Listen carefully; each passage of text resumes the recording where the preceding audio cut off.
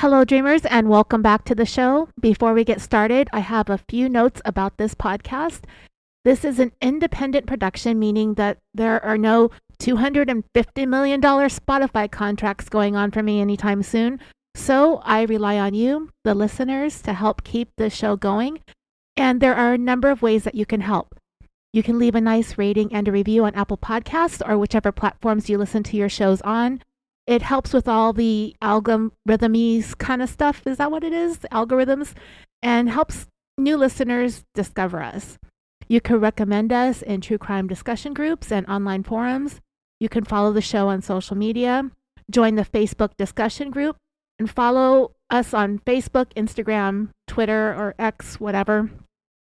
And if you have an extra dollar or two each month, you can subscribe to the show's Patreon, which will give you access to dozens of full-length episodes that you have yet to hear anywhere else.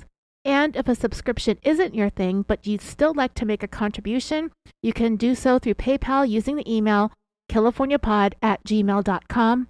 Links to everything can be found in the show notes. And that's all I got for this introduction. Let's get on with today's show. Most of this episode is going to be audio recording. It's made by the FBI and the Shasta County Sheriffs back in August of 2020 when they paid a surprise visit to a gentleman by the name of James Reyes.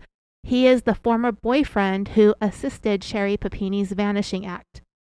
I know some of you aren't fans of listening to these types of interview and interrogation audio recordings, and I'll have to admit to you that this one is particularly annoying because it's being recorded at the place where Sherri hid for 22 days. He still lives there. He's been there for about 10 years, and he has a bunch of pet parakeets for some reason, and they are constantly chirping in the background, mostly after I think maybe the first hour. I even think there's a point in the recording where one of the parakeets gets loose or flies over a fence, and the FBI are sitting there trying to help James catch the bird. So imagine talking to the FBI about this kidnapping hoax that made national news, and suddenly the FBI has to turn into like a couple of bird catchers. So with these birds chirping in the background, I can see many of you deciding to turn this off and wait for my reaction episode, which will follow. It's all written. It's going to be a couple of hours long as well. But I have to say, it was very interesting listening to James Reyes and his initial story that he hadn't seen Sherri in about 10 years, to methodically get picked apart by the FBI and the sheriff's investigator to a point where he just eventually provided a full and detailed confession as to his role in Sherri's kidnapping caper. So for having two agents or law enforcement representatives walk up to your front door, and one of them being the FBI, and confront you at your house with all your parakeets chirping in the background, I have to say that James is pretty unbothered by the whole thing. It seems he might be a little bit nervous. Maybe in the back of his mind, he had to have some idea of what was going on there. This happened during mask mandates, so they decided for the time being that they would stay outside and talk. But eventually, James will let the investigators into the home, and they'll get a first look at some of the things that Sherri described that were actually true about James's house. All right, so let's give this audio a listen. I don't know if I'm going to record an outro at the end of this. I might just cut it off because it is 3 hours long. If you can't deal with some of the parts of the audio because of the background noise, there's planes flying overhead, there's traffic. I mean, it's annoying. And then the birds chirping. I will record my follow-up reaction, hopefully this weekend. It's going to be pretty lengthy. It's going to take me some time. So if you want to just listen to that, I'll be going into a lot of details about this conversation. All right, here's the audio with the FBI, the Shasta County Sheriff's investigator, and Mr. James Reyes. It's August 10th. I'm with FBI agent Peter Jackson. It's 8:53 in the morning. We'll be contacting James Reyes regarding the Sherri Papini investigation. Hello, good morning. How are you doing? Good. Oh, sorry. Hey guys, Are you James? Yes. You're James? My name is Peter. last call. How you doing? Yeah. Hi, how you doing? Doing good. I'm Kyle Wall from the sheriff's office. Okay, I got my grandma sleeping in here right now. Okay, we'll try not to make too much noise. Okay. She's 92. No pressure. Okay. I'm taking full-time care right now. Oh, Do you have a couple of minutes we can talk? Sure. Just right here. Or? Inside or it's completely up to you. Let me grab a map. I'm okay with no mask. I'm okay with no mask. It's just everybody's got their own personal preference. Okay, yeah. I can come outside if you want. Yeah, we're outside. I'm going to go sit. I don't have anywhere to sit.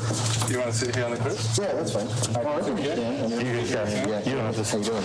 Good, how are you doing? Oh, not too bad. Just woke up with her. She's all night. Yeah, everything okay? Well, I took her with the virus happened to come, but I knew she was getting a little old, so she's 92, and my dad's passed or something. Yeah, and so I just moved her from Buena Park in February. And my job's at the ice rinks in Anaheim, in Irvine, in LA, and so I had to move her in with me, but it's full time, so I quit my job. Oh, really? Well, I'm in the process of it. I'm trying to get IHSS, but they're closed because of the coronavirus. Really? I'm just I'm in limbo with it right now because I called every day and they're just like, we're closed due. But I've just spent all my money eventually. Rent this, but I am with her, and then I have my aunt. She's kind of helping me out right now. This is a nice area. I've never been down here. Well, the landlord, we're lucky we don't pay anything here compared to the area. I paid $14.50 for this. But it's just because his mom, she's 96, lives there, and they've owned it since. And they just rather get the rent than have people like over here. My buddy lives across the street where that lady is, $2,400. Wow, holy cow. So you've been here a long time then, if you've been here. Almost 10 years. That's nice. I'm not moving around. Well, I'm from Big Bear. Played hockey. I was with Long Beach Ice Dogs for a little while. And I did some stuff with Ducks when I was a bit younger. I'm not that old, but. And then you retire out, you take some injuries, and you just... And you stay an arena monkey. Yeah, well, now I'm the GM of Ultimate Skate Hockey. Okay. We have one in LA Kings, Ducks training facility, New Orion facility, but... So you stay in the game? That's what most professionals do, right? Yeah, we still play. You know, all the Ducks retire and they're playing, they coach, but we've been down, so we don't even know if the sport's going to come back here for a long time. Sure. I won't play. I won't go in the arenas because they're blowing that air conditioning through there. Yeah, and then coming back to see your grandma. Yeah. I don't know how early it is, but it seems to be bad enough.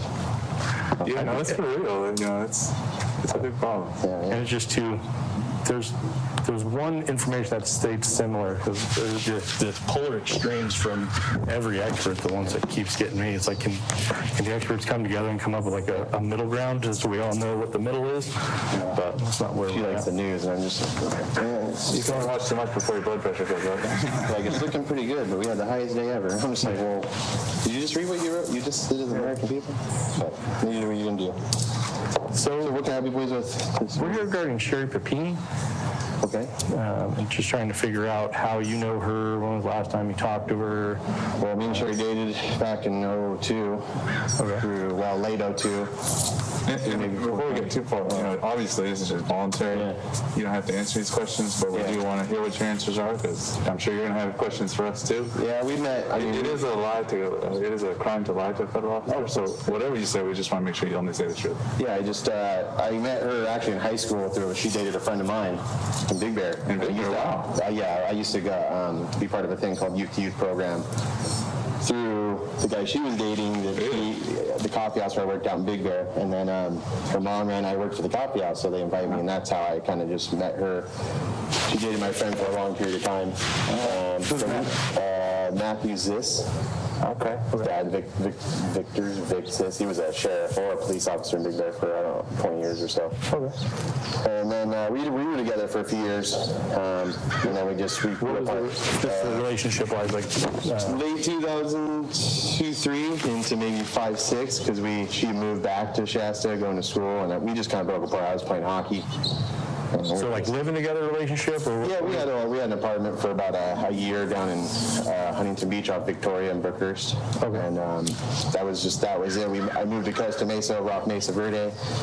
She was kind of with me, but we weren't really getting along. Not like we were fighting or much. It was just she was going to school and I was playing hockey. So it was just at a professional level. Yeah, I was 21, 22. At a professional level at that point, right? So I was just coming in. I came in late draft, not an NHL on the coast, and then I just I moved around leagues. So it was, you have a suitcase all the time in your locker room ready to move, because they might call you at midnight and go, you got to go get traded, man, because you're not making much money, you know. Yeah, but it's a professional lifestyle. It's running, and it's hard on anybody. Try to make plans, what it is, and then whatever the league will pay. And then we were together for a bit, and then we talked off and on, but you know, because we had some stuff we still had to give. She had stuff she left, and she had some of my stuff, and I haven't talked to her in years.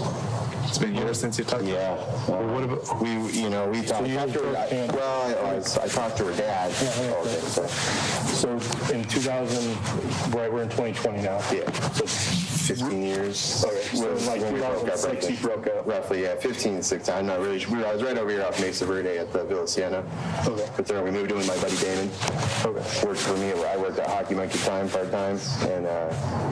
And then when our lease was up, we were coming up, and she wanted to go back to Shasta, and I couldn't go. I had a little brother, Linda, and I've always kind of taken care of her. My dad had stomach cancer, kidney cancer, and he died. So I just kind of been doing the only grandson thing. But then I'm trying to think of Ducks game. She had contacted me some years back, and her dad was going to be down here, and I knew her family. Mm-hmm. I went to a hockey game, not with them, but I just met up with them after at the Players Lounge. Had a beer. About what time? I'm trying to think, it was about 3 seasons ago. Is all I'm trying to think. It was game something with the Ducks, but it was about 3 seasons ago. 17, 16, 17, 15 maybe. I'm not even sure. No, not perhaps. Just a regular game. My rink's over there, and I just go all the time. I have tickets all the time for the rink there. But. So somewhere around like 16, 17, you guys met up? 14 to 16. I mean, it was during the season, so I just know at the beginning, it was about 3 or 4 seasons ago. I'm a little behind now because this season's not quite. It just started, and I was confused the other day. Obviously, she had gone missing for a while, though. Yeah, it was on the news. My mom had contacted me, because I don't. Last contact you had before she went missing? Yeah, and it was just she called me or text me, let me know that. Our dad was gonna be down. Maybe I can meet up with him, and she gave me her number. So I messaged him, and he was with an old. He races boats, I guess, down in San Diego. So that's where I met up with him. No dinner and things, real quick. I got there. Sure, there too, or just no, just him and some gentleman that he was racing with in San Diego. Okay. They race like blown boats or something. Yeah, that crazy stuff. Down in the harbor. I don't know. So the last time you saw her in person was when? Oh man, a long time ago. Not quite a year after we broke up. So maybe she had been down here and collected some stuff, and I took some stuff to her that I just had at the apartment as I moved out of there, and I moved to the harbor with her. So that's 2007? 6, 7, right now. Because I only had a 1-year lease, so I wasn't there very long. So was the lease in your name at that place? Myself and Damon. What's Damon's last name? I'm sorry? Damon's last name? Salcedo. Okay, so when you guys left there, since you left that apartment address, you haven't been in contact? Just on that call that her dad was coming down. I mean, at early stages, we were young, so we were talking stuff, but she's in Shasta. That's like way the hell up there. I've been up there quite a few times, Oh, have you? When I went to Thanksgiving with her the first time I met her family up there at Thanksgiving, and then we went up to Christmas tree cut one year, but that was in the early 2000s. How was the last time you were up there? Huh? When was the last time you were up in the Redding area? Next was probably 2004. Okay. It was just Thanksgiving, and then we went up that Christmas, I believe, too. And we went to Mount Shasta there to cut trees down with our family. So kind of the beginning of your relationship? Yeah, I'd say we were together for 2.5, 3 years maybe. It was brief. We knew each other, but it was just a relationship. I mean, I knew her from high school, and we never dated or anything then. Just knew her from being friends. What was Sherri's relationship with her parents back like that when you met up with her dad down here for the hockey game? I mean, we didn't see her parents for probably maybe a year. She kind of came down. She flew down. I picked her up at the airport. We hung out. We were staying. We were just.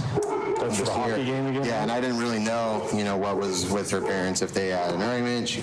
I contacted her to pick my cousin up in Oregon, and I had her number, and I called her to see if she was in San Ramon because we were going through there to San Francisco, and that's how I kind of got reconnected with her, and that was probably 2001 or 2, right in there. So 2001 before your relationship. Is that you talked about? Yeah, that's kind of how I got reattached with her. Oh, so you're saying you met her when you were going to school in Big Bear? Yeah, funny enough, I had a napkin from the Pine Knot Coffee House where I worked that had her number on it, and I just... You saved the napkin? Well, just moving. I moved from high school. I moved 2 days after I graduated. I was out of Big Bear in HB with my best friend Everest, and we moved down there, and I found it digging through stuff as he moved, and my new roommate was coming in. I moved, so I gave her a ring, and then we just were talking from there, and then she came down. As far as what was going on with her parents, I don't really know. Well, I mean, later on, I'm more referencing the hockey game at this point. Oh, okay. So Sherri reached out to you on the hockey game 3 or 4 years ago. We don't really know. And Sherri reached out to you. Can we go over that? Like, how did that come about? Just that her dad was going to be down for a hockey game. I mean, she just reached out to you and said, "Yeah, I mean, I haven't really gone anywhere forever. I've just been here." And at that time, and I've been with her, I haven't really traveled. I never went to Canada to play or anything. I was going to move up there, up to Toronto. Is it more like a...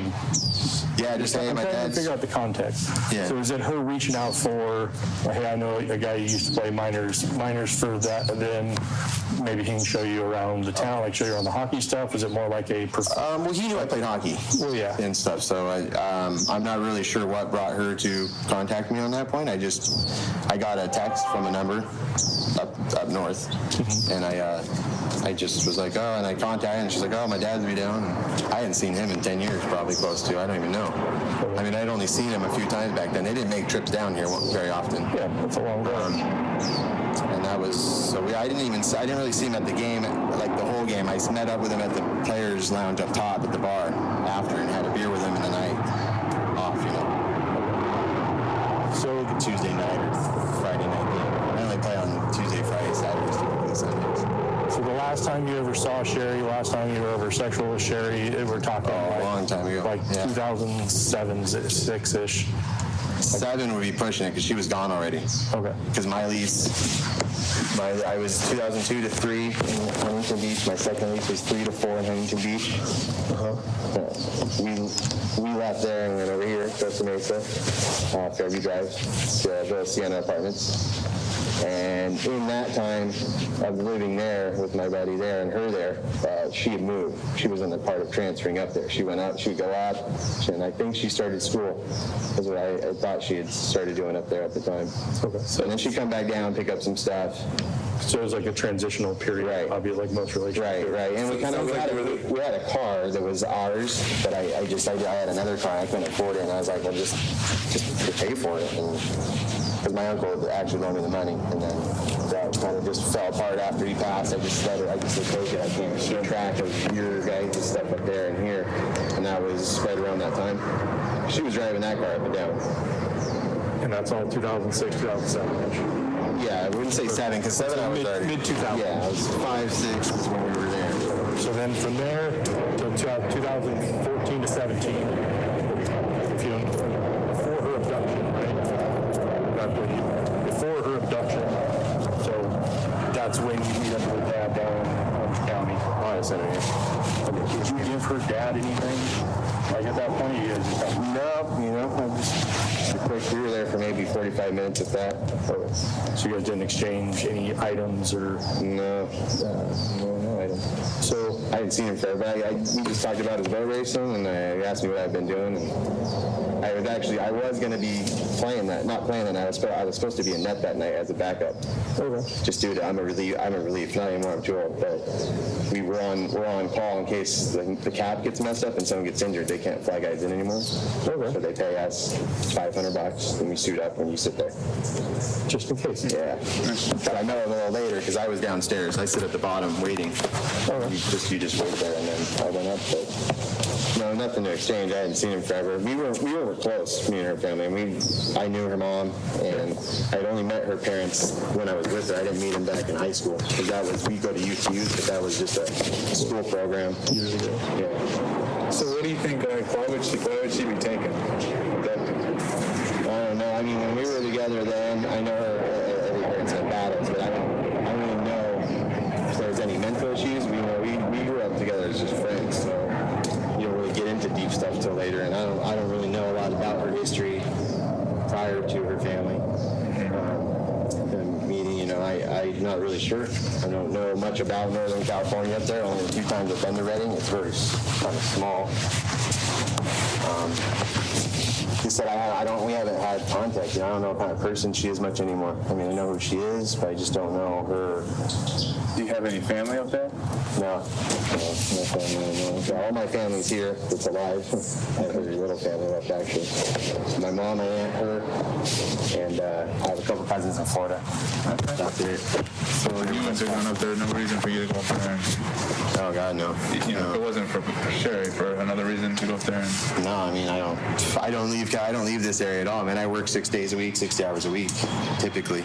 Right now, I'm not. Now I'm just with her full time, but that's full time, and I may be moving to Arizona. My grandpa had a heart attack, her ex-husband, and that house is in my name, so I may be going there. Not yet. My aunt, we're dealing with him in the hospital. We can't go see him right now, so. Yeah. So I mean, it would be for a year. So if I try to go, I gotta sit with her, see how her health goes through the year. So we're getting to a point where we're here for a reason. Yeah, of course. Right. So I'm from Shasta County. He's from the FBI office in Redding because we're the ones who worked her abduction case. Okay. And that's why we're here. Yeah. So we got here because we found some evidence that ties you to the abduction side of things, not from a haven't seen her in 10 years. Okay. Right. You haven't exchanged anything with her parents, and you didn't exchange anything at the hockey game. No. She sent me my team jersey back. Years back, because my team jersey, we were together and I gave it to her, but that wasn't from her dad. That was shipped to me. That was kind of her.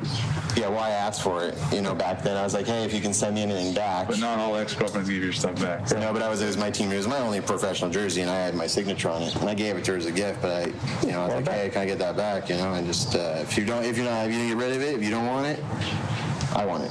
It's the only jersey I have. And so here's the deal, James. We're not here to jam you up, but we do want to understand the truth of what happened with Sherri. And I believe that you have some of that information. I'm not sure if you don't want to tell us, or if you don't, you're just not sure what to do. But yeah, I'm just at this point, you haven't broken the law. No, yeah, I'm aware. I mean, I've been talking to cops and stuff before. I mean, my whole family has been. Yeah, and we're going to continue to teach you cordial.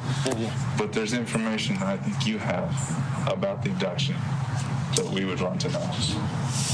Yeah, I mean, that's all I can. All I know is what I read about it. I try to look it up. So see what it was going on, because my mom called me. I have TV, but it's just like whatever. I don't really watch it. We're going to start getting on a slippery slope, and I want to stop you before we start falling. Your DNA is found with her at the time that she was found. Okay. So there's evidence that says you were around when she was found. I was at work. I mean, I was. So I'm not saying that aspect of it. I'm saying during the abduction time, your DNA is found on her. So it's not from a chance. Your own words. You haven't seen her in 10 years. She hasn't been down here. You've only talked to her within like the season before. Again, we're not here trying to throw anything down your throat. We're just trying to understand how your DNA got there, what the situation is around it. If she was truly abducted, is she lying to everybody and gone on 2020 and is a liar? Right, yeah, that's where I've seen it. And we don't know where that is. We know you're the bridge to that information because you're the only DNA, and it's specific type of DNA. I'm sure you've heard of touch DNA. You've heard of all these different kinds of DNA. We're dealing with it right now. The virus. Yeah. What a DNA that just spitting. So your DNA is on her when she's found. Okay. So we know either she was with you or she was close to you or a house that you've been at. Now, obviously we came here prepared, right? Yeah. So here you can see, like, we've done our homework. We've done checks on, like, when has your vehicle been spotted by license plate readers? Yeah. This is all the dates, different dates. Yeah, I'm all over it. We can see you here, on the 24th. Mm-hmm. You're parked right here at your crib. Yeah. That's the date she was released. Okay. So we know your car was here when she was released. Yeah. It's always what's kind of always here. So I have their car. That's why when you're like, no, I was here at my house. Yeah, we know that. But no, I was at work. You know, on that or whatever. On this day? On Thanksgiving Day? No, Thanksgiving I came and picked her up and I went to San Pedro. You can call my aunt on that. So what we think you know is who drove her up to Woodland and dropped her off? No, not me. I was with her. No, I know, but I mean, it wasn't Obviously, it wasn't you. Your car's here. Yeah. I mean, that's, I don't This is know. James. I don't know. No, I don't know. I mean, I was here, I got her, and I went to St. Peter's, what I did for Thanksgiving. How do you explain your DNA on her 10 years later? That's the $1 million question. I mean, other than the stuff she had of mine, When's the rest of it? yeah, I mean, It wouldn't have gone that long. that's it. I mean, I have the clothes, just the clothes, the jersey she sent me, and then pictures and stuff. That was it. And I sent a big box, and I sent a big box. This is all 10 years before. Yeah. 10 years. So DNA evidence doesn't last 10 years on items. Even if she was wearing your game-worn jersey when she was found, we wouldn't have found this DNA. It wouldn't have happened. It's seminal fluid. DNA doesn't lie. So all of that would have been dead. Even if she was wearing the game-worn jersey, hey, put this on, Dave, like I just played tonight. Any scenario you want to go, 10 years later, that stuff's gone. So this is where we're coming at to that slippery slope. I don't know who you're trying to protect. I've already told you that based on the information that we know from her, that you weren't involved. So she never says, I was with you. None of that stuff comes up. There's no crime indicating that if you guys met up afterwards, you guys had a great time, and let's say everything she says, everything she said that happened to her, and she says you did it, I don't really know the crime at this point because she hasn't told us. So if that's where that's that fine line between like what your involvement is, what your truly involvement is, and what you're criminally liable for, if that makes sense. So she says something that whatever she explains what happens to her. We continue on this route. We find your DNA evidence now that now makes us question everything. Right. So now we're here trying to figure out how your seminal fluid got on her 10 years later. And it's not a happenstance. It's not an accident. It's not an anomaly. This stuff it dies. So when seminal fluid dies, it no longer can provide DNA. So in that 10-year period, I'm gonna have to talk to the lawyer because I don't understand that at all. I'm saying is she's not implementing you on any type of crime. She hasn't said that you're the one that hurt her. She hasn't said that you're the one that like beat her up during all that time. I know, you understand. You're asking about sexual stuff. And she's not raped. So there's no rape allegation. I'm just saying there's seminal fluid on her 10 years after you guys even talked to each other, the day she was taken, the day she was found. I don't think she can even. Yeah, her dad said she almost died on her second birth. She had like major complications. I mean, I think she's a fairly sick girl. That night I talked to her. Now you talked to Dad? Dad. Okay. Yeah, I mean that day she let me know he's coming, but he had said that they almost lost her. Yeah, but I think she's so small. Giving birth is small. She's pretty tiny. But yeah, I mean, I don't know, man. I can get back to you or something. I mean, I gotta talk to the lawyer. It's a little weird. What do you mean? Well, I mean, you're asking about semen and stuff. I'm not really. I know. About that, you know. So, but I mean, I haven't been. And the point of me telling you that exactly. That's the gap. So we're looking at a 10-year gap. That right? If you guys were dating and then something happened and then like that natural progression, we would have been, hey, we found some stuff on your shirt or whatever, which is normal. That's a normal relationship thing. All of that's normal. The only part that's not normal is the 10-year gap. And obviously you throw a small abduction in the middle of there, and she's found in that 22 days, she could have been anywhere. So with that time frame at the end of it, we just find your DNA at the end of it. So to say nobody's saying that you're involved, or nobody's saying you did anything. I'm not saying that. All I'm saying is I think you know, or you point me to the right direction of where to go next. She said she was taken by two women, right? So that's quite ugly one. So very young. Who is it? Do you know who has access to your stuff? No one has access. So I didn't keep in contact with half the people I grew up with. So no girlfriend? No, well, my girlfriend's in Australia right now. She can't get here. Been with her for almost 4 years. Oh, wow. What's her name? Kristen Spore. We talk just every day, but she can't get here because they won't allow us to go through state lines. She's in Western Australia. Wow. What's she doing now? She's a figure skate coach. I met her in LA through a friend that she used to come here. She'd come here to just stay and skate for the summer. And I have the shop in LA. I fit her for skates. We hung out, and then she came back, and we've been together since then. Nice. And that was in 2017, when I met her. Earlier you said you wanted to talk to an attorney. Like, what do you? Well, I mean, because it's We still want to talk to you. No, of course, but I mean, it's just legal stuff. I mean, if I don't understand all of it, throw words at me and stuff. I'm just making sure. Anybody who says seminal fluid is scary, right? Well, it's just, that's Nobody wants to hear that in this new Me Too. Oh, no, I mean, Well, I can still get minutes right now. whatever you guys say, it's whatever you got, but I mean, I'm just, seminal fluids is seminal fluids, but I mean, it's however you want. So here's the deal. You're still staying by. You haven't seen her since like 2006. You haven't been near her. No, just in the years we separated from just the travel time. She came down. We exchanged what we needed to. She actually stayed right back over here. Yeah, she stayed just down the way off. But nothing since mid 2000s. No, that was it. Other than talking to her, throughout the time that her dad, her dad's gonna be down here meeting up with him. And you're saying you had nothing to do with her abduction? Yep. I was surprised as you guys because I mean, You don't know who took her. You don't know where she was held. I know. I seen online they were talking to someone. The only people I know on the East Coast from that stuff, and the only kid I know out there that she knew is Matt, but he's in Chicago. First boyfriend, and that's the only guy I know East Coast that I know. But why do you bring up East Coast? Well, because the news says she had been talking to someone in Michigan or something, or there was something. I mean, that's the only. I just was walking when I could track on my phone. Well, I don't know. He just got married. The person she was talking to. Yeah, but I mean, I know Matt from high school. I haven't seen him since I graduated, so I doubt it. And, I mean, he's kind of and so she was taken on the 2nd of November of 2016. Where would you have been in November of 2016? Probably working.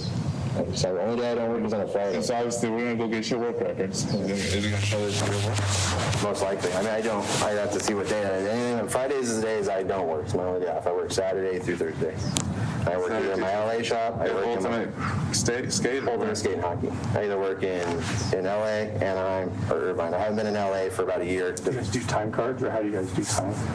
Yeah, my boss has the time cards. Well, the owner. He's the owner. I'm the boss. Is it like a punch card thing, or is it like a written down?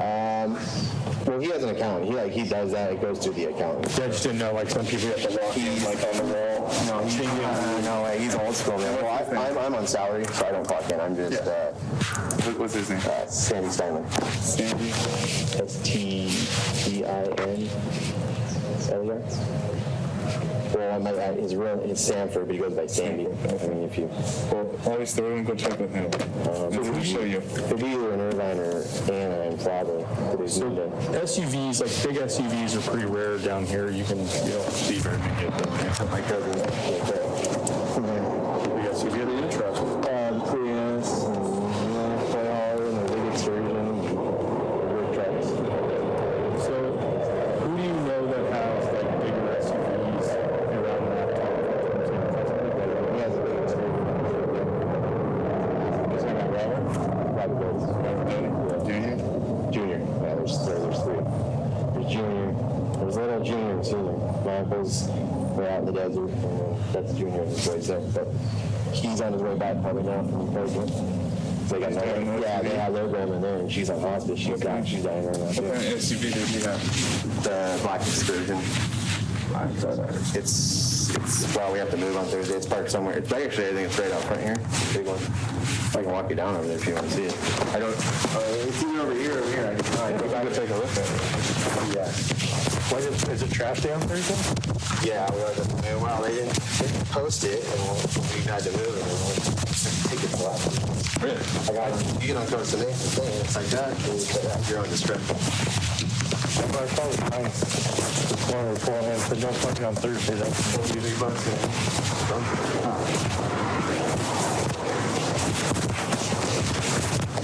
You had the same phone this whole time? 2016? Your phone number? Yeah. What's your phone number?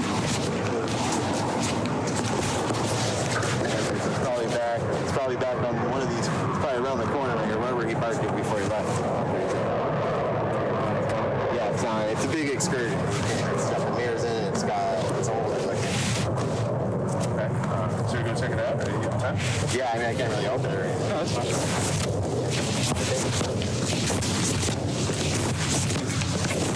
Still the same phone number? Yeah. You've been using your phone? No, it's like,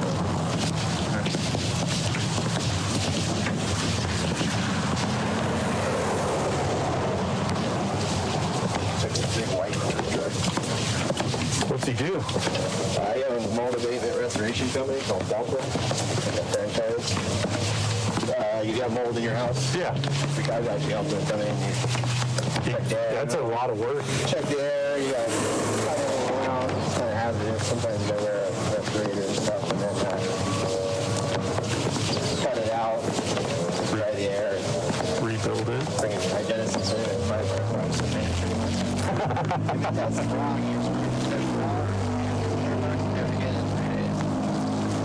Is that on him or the owner?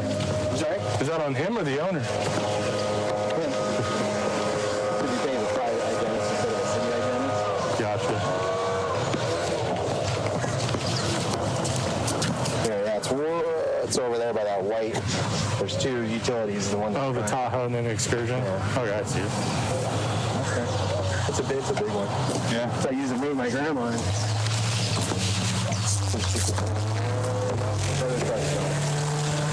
Maybe he sold one. I know he sold a work truck and he got a new one.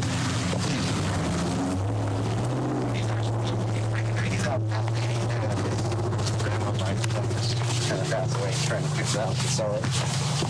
So here's the troubling thing is like, why would you even be motivated to be involved in this thing? Like, if you haven't talked to her, here's your own thing here.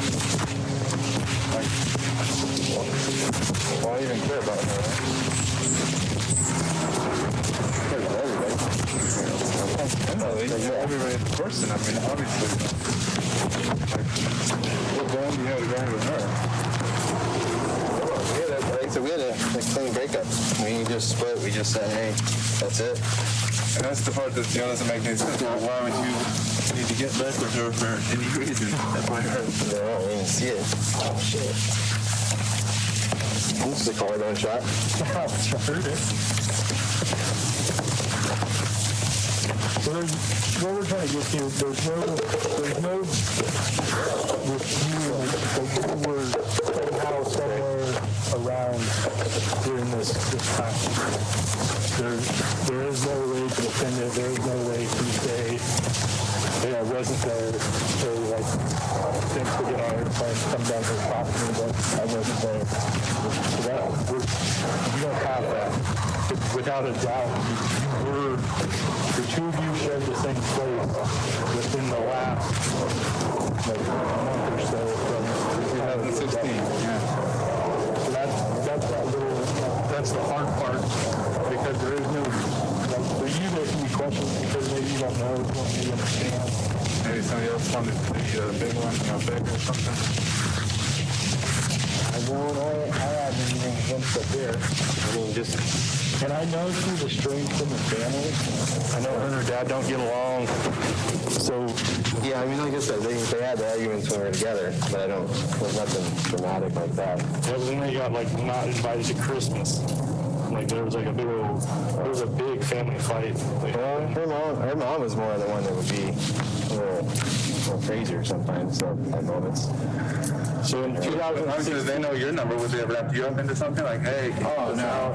No, the only for a lesson? I don't know. The only time I contacted them was I had a box of stuff with all of her pictures and stuff. I just shipped it up to their, where they work at a storage unit place. And that was just a bunch of pictures, stuff that I had up in the cabinet, and I just shipped that out for my work here. how long was that?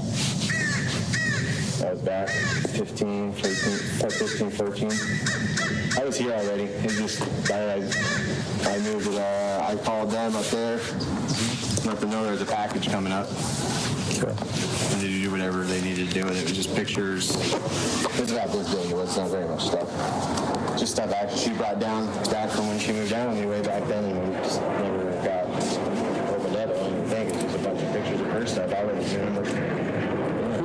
Who do you know that lives like more of a rural area, have like a gravel driveway, like a raised foundation, more like a mobile home? Who do you know that lives like that type of Lifted area? sorry, rural? And then the house, like this is on a slab fountain, it's not really, it's raised, but it's more of like a mobile home type of house. My brother just moved to one down In like the 16 realm.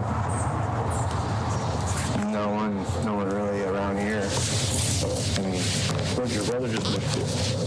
where's that down there in San Diego? It's called Jennings.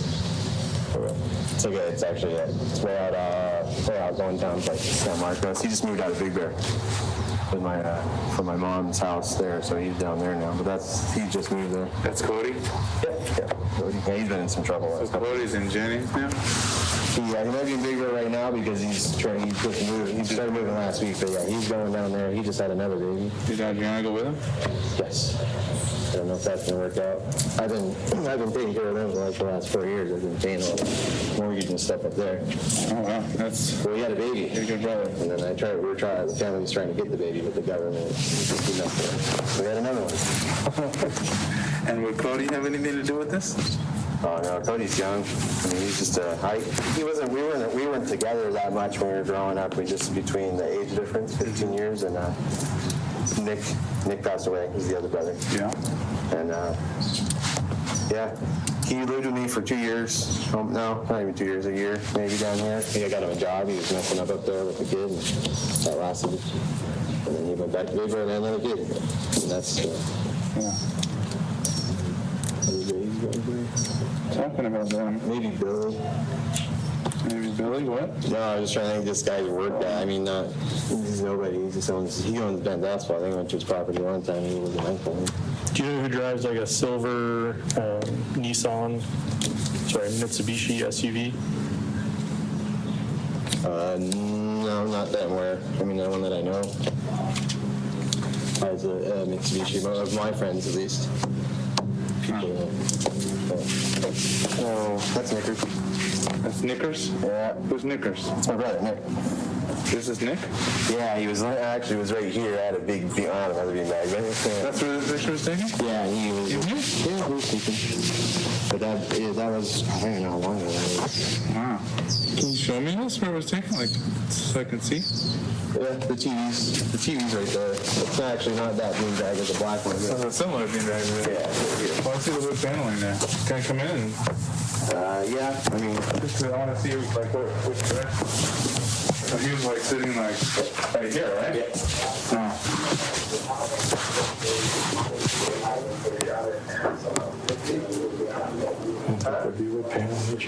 okay, yeah, this is I have to take her potty. I have to take her out and put her in the bathroom. That's what I'm trying to do. Yeah, this is hers actually. I just moved this so I remember there was mine. So coming back to this picture, this is your deceased brother Nick. Yeah. He was just hanging out, and so you took this picture? I don't think so. I'm not even sure. Maybe. I know it's a long time ago. That was when I first moved in here, and then he moved in a year or so later after he graduated. So I'm sure. To this table?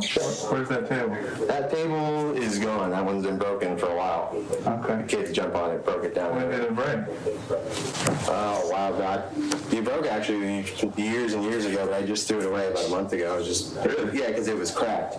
The kids jumped on it, snapped the bottom, and I was here. Was the top cracked too? Everything was cracked. It's been, when I first moved in here, I was a single and we partied. So my cousin, we drank, we partied, drank. I mean, these are all stains throughout the years of beer.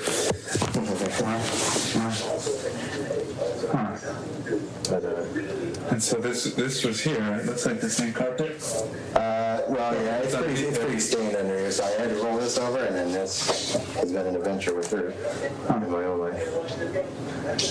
Pretty thrash. And here's the crazy thing, James. Pretty thrash. Maybe I took that. This is the table Sherri said she was on when she was abducted. Yeah. Yeah. She showed us this picture. Just said, hey, it looks like this. Which looks exactly like your table. And we haven't talked to Sherri yet. We came to talk to you first. That's fine.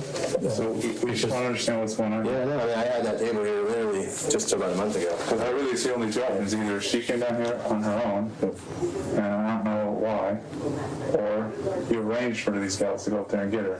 Bring her down here. I don't have any of that type of threat, you know what I mean? Crazy things have happened. So why? Like, then what? Because if she's lying, we want to know. If you're lying, we want to know. Yeah, I mean, One of you two is lying. I wish I could help you more. You know, I mean, all I do is work and take care of my family. I mean, I'm not even. We're on that merry-go-round, right? No. Nobody's saying anything. No, yeah, I wish I All could we're help trying to you more. do, You know? but if we go and we start talking to her, and now Sherri comes clean to me, because I've been talking with her on a monthly for 4 years since this happened. So once we go, like, hey, your DNA is there. And then she's going to tell her story, maybe. Hey, I drove down there. I know her and her husband were in a bad spot. I know that there was stuff going around that she was talking to other people. All of that isn't new to me. So if she reached out, which is possible, came down here, things got out of hand, and then X happened, she came up with this story, she got taken back up there, however she got back up there, I want to limit like your fear of your involvement. If she called you and she came down here and hung out, and then you guys she came up with a plan to make it hide, right? Who thinks leaving their husband would turn into national news? I wouldn't. Right? If you just up and left, if you just up and left grandma for a month or so. Oh shit! I leave them in here. Oh, for the bird? No. Kills black widows, so they don't. Okay. So yeah, here's the deal. Right? We're straight screen with you. We want to know what happened. This is your one opportunity to tell us your side, because I'm going to go back up. I'm going to talk to her tomorrow, and she's going to tell me what happened, because there's now irrefutable problems. So before we were on the I don't knows, I don't know where she was, I don't know who was there, I don't know this, I don't know that, I don't know this. Now I have an idea of where she was because of that picture. I have an idea that you were there because of your DNA. So the story of I don't knows is now getting this small, because I believe she was here for a portion of that time.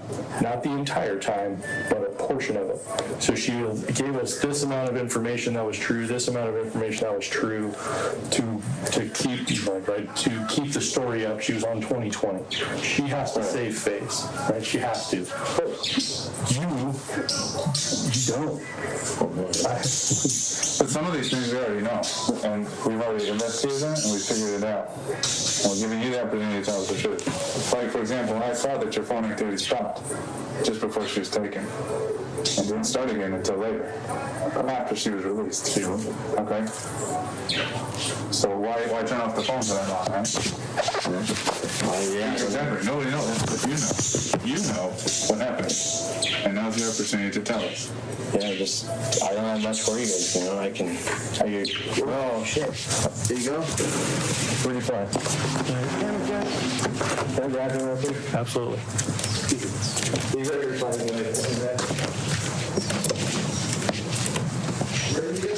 You went around the house, or around the car.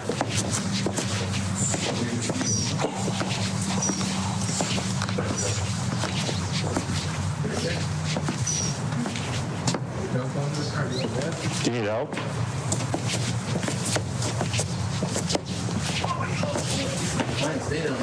Will he come to me? Nah, he's learning. He's a baby. The crows will get him. Come here, Jack. Come here.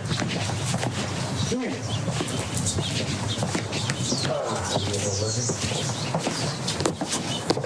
So like a parakeet? What is it? Lovebird? Australian veggie, actually. Which is a parakeet. I mean, they're so overbred. These are rescues, though. Someone cut their wings really bad, and they cut the blood wings, and I took them. Rehabbing them because it's all chopped up. Where do you want me to stand so you can get him? Oh, he's great. Come here, Jack. Come on. Where? Jack, come here. Come here. Do you want me to make noise over here? Will this help?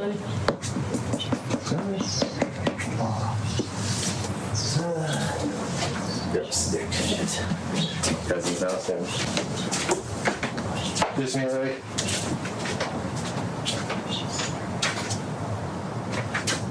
It's too heavy, man.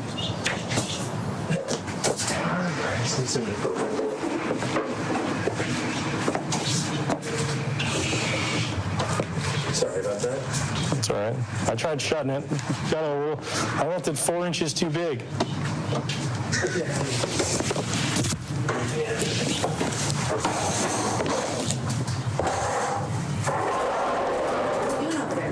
Well, Jack flew out. Oh, okay, I'm gonna look at this door because I got orders. Oh, there's her.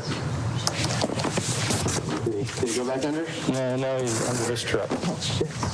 Oh, that's right. I can go. Jack, this there. Come here.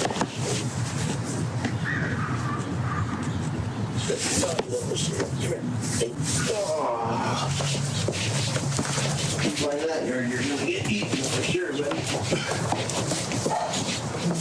I was looking at it. Oh, little fucker. Where do you want me to go? There, he's right there. I'm gonna go get a hockey stick, maybe shoot him. So, I might just stay there for a while. like I said, I want to give you the opportunity to come out ahead of this in the back half of it. Because if she goes and plays victim, you got problems. Listen, yeah, man. Just make sure he's running over. So. If there's a viable explanation to what happened, it's better to come from you than from her, because we can get out in front of it. That's why we're here. That's why this conversation happened. That's why we came out of nowhere to come and talk to you. Yeah. I want to give you the opportunity before things get out of hand. Because the headline that your DNA is on her doesn't look good, doesn't sound good, doesn't feel good. And that's only you can do it. I can't make you do it. I can't make you say what happened. I can't make you do any of this stuff. I just can't. I know you were around. I know that you were involved. Whether you want to tell me or not tell me, that's on you. But unfortunately, I have evidence that says you were there. I have evidence that says you were there. So when I go talk to her, and now she says X, but now she wants to make you as the abductor, wants to make you as the one who branded her, wants to make you the assaulter, wants to make you that covered her body in bruises. I can't help you then.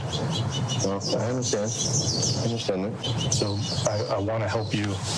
I'm listening to you guys. Just making sure he doesn't get in that yard just because there's that. He's fine. He'll just sit there. He's nervous. Yeah, makes sense. But he's not in that yard. It's savage over there. I saw that. Rats and stuff. So that's... You decide, but now it's the chance to decide. You know, because right now, if what you were saying before was all lies, we can correct that. Once we leave here, now, not only are you concealing the truth from us, but you also lied to us. Yeah. And that's, a crime. So, Yeah, so we're fine. Well, I'm going to jail again. And you're providing for Nora, right? That's my only grandma. You're providing for Cody like crazy, right? I know I broke him off because but yes. He'll be back. I've been dating. I still take care of my mom and my grandma. Okay. So, I mean, you got a lot going for you. And I don't want to see you mixed up in something that has nothing to do with you if it doesn't. If it does, now's the time to get ahead of it and say, hey, this is what happened. Yeah. I know. I mean, if I want to be talking to a lawyer if I'm doing any legal stuff. I mean, I always just have never done I it. don't know what legal stuff you're referring to. No, I mean, I'm just talking to like federal. You know what I mean? Yeah, we're talking about something that you have control over. Yeah. If you want to get a lawyer, we can meet you with a lawyer, and we're gonna ask the same question. Yeah. Your client's DNA is on here. I know. I understand. Your client's your lawyer is gonna go like, listen, what's your involvement? He's gonna ask that. Yeah. That's a normal situation. That's not We out want of to the keep putting realm. this puzzle together. You can help us fill it in right now, but whether you fill it in right now or not, we're going to get to the end. Yeah. And when I talk to Sherri later on, and now she comes clean or whatever, now I don't know. I don't have any answers. I won't be able to do anything. I'm just gonna sit here like, well, Peter and I gotta have a conversation. I'll put here just because the nurse is here. I don't want to. Sorry. Hospice and work. We came and talked to James. He said X, Y, and Z, which we know is false. And now here we are. And now you're No expedition for the phone. And you know your phone was off during that time. The question is, were you traveling with the ladies or was it phone down on its own? or were there no ladies at all? Get one in there. Oh, it's humid. Oh, shoot. I read the very rough.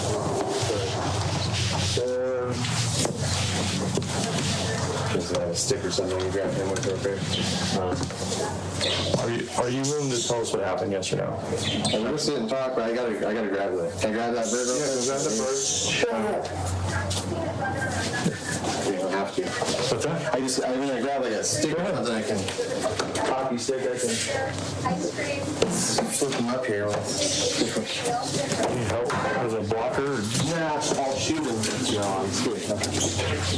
What did I put under her car?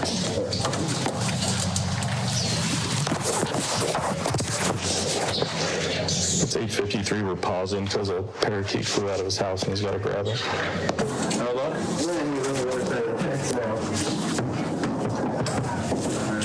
Well, if I don't see him right here, he can fly off and throw me.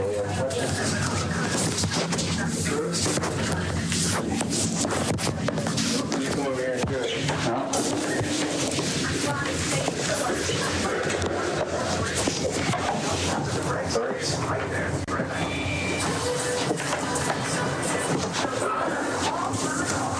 Sorry, guys. That's all right. A lot better than a lot of houses we've been in. I'm willing to sit on your couch. Oh, okay.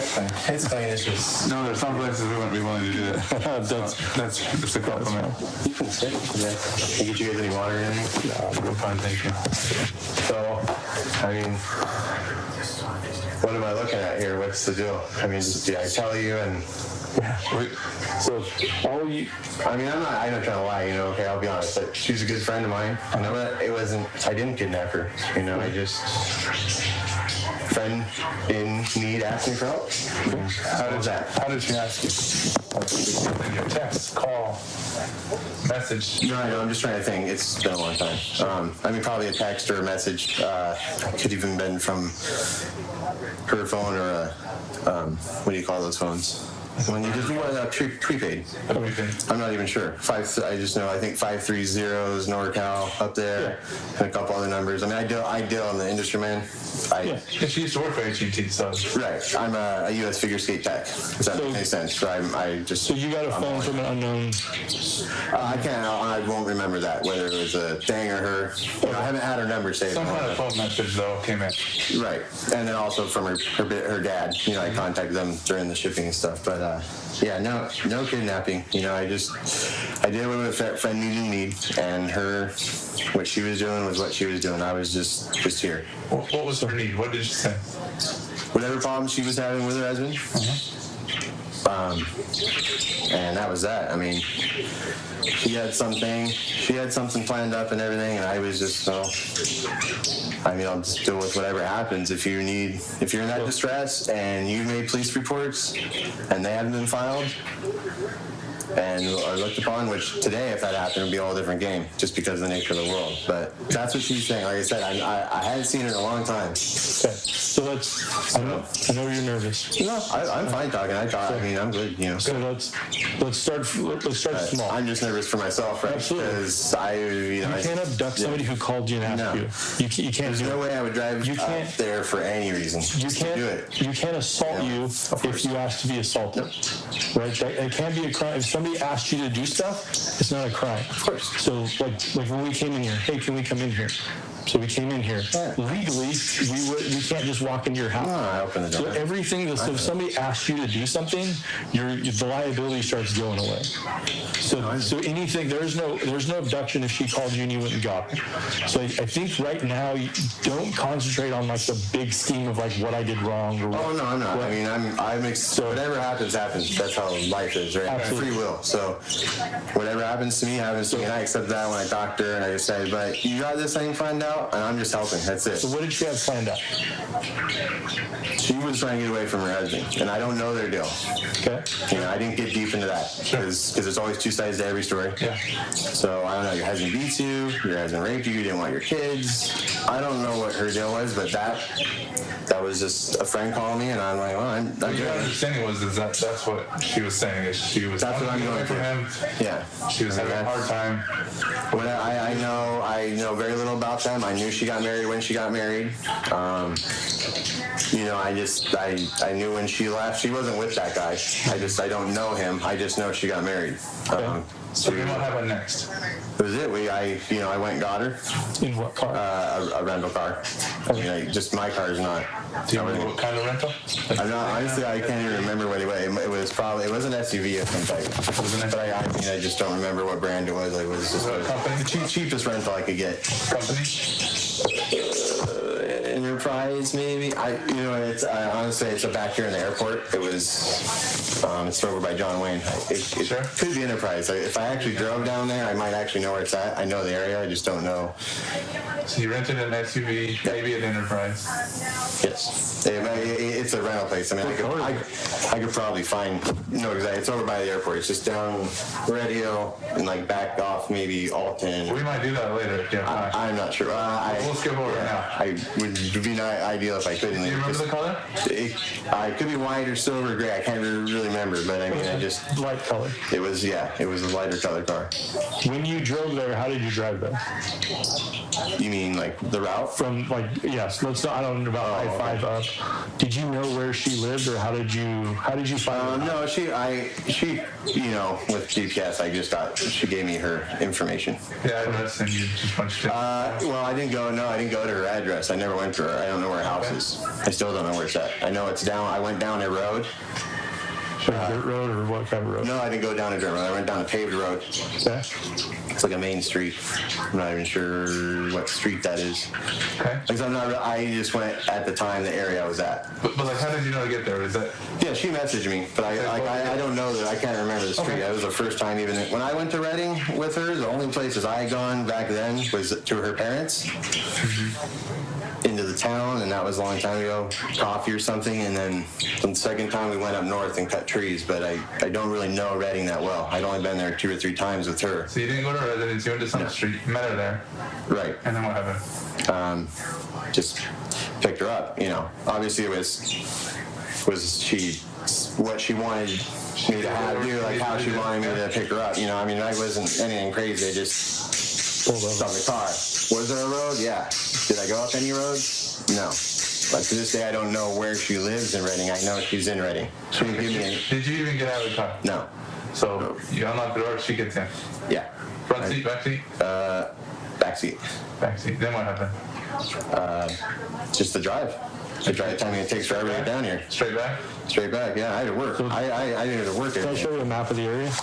Would it help, like It could. So it's like, when he's pulling up the map, it's like... Well, it was. I wouldn't say I was nervous, but I mean, I got off work. I got up at, I don't know what time I got up. I was gonna say, it had been early to get up there by then. Yeah, I've done that drive to Oregon before and stuff, and like you get traffic. I just did the drive yesterday, so I know what it's like. Well, LA County. It doesn't matter what day. Hardest time getting out of the city. I leave 2 hours from here to go to work at the King's training facility, Man. and so that was you get in there early in the straight morning? back. Yeah, and that was. She gets in the car, you guys drive straight back. Yeah, that was that. Yeah, I mean, I drive back.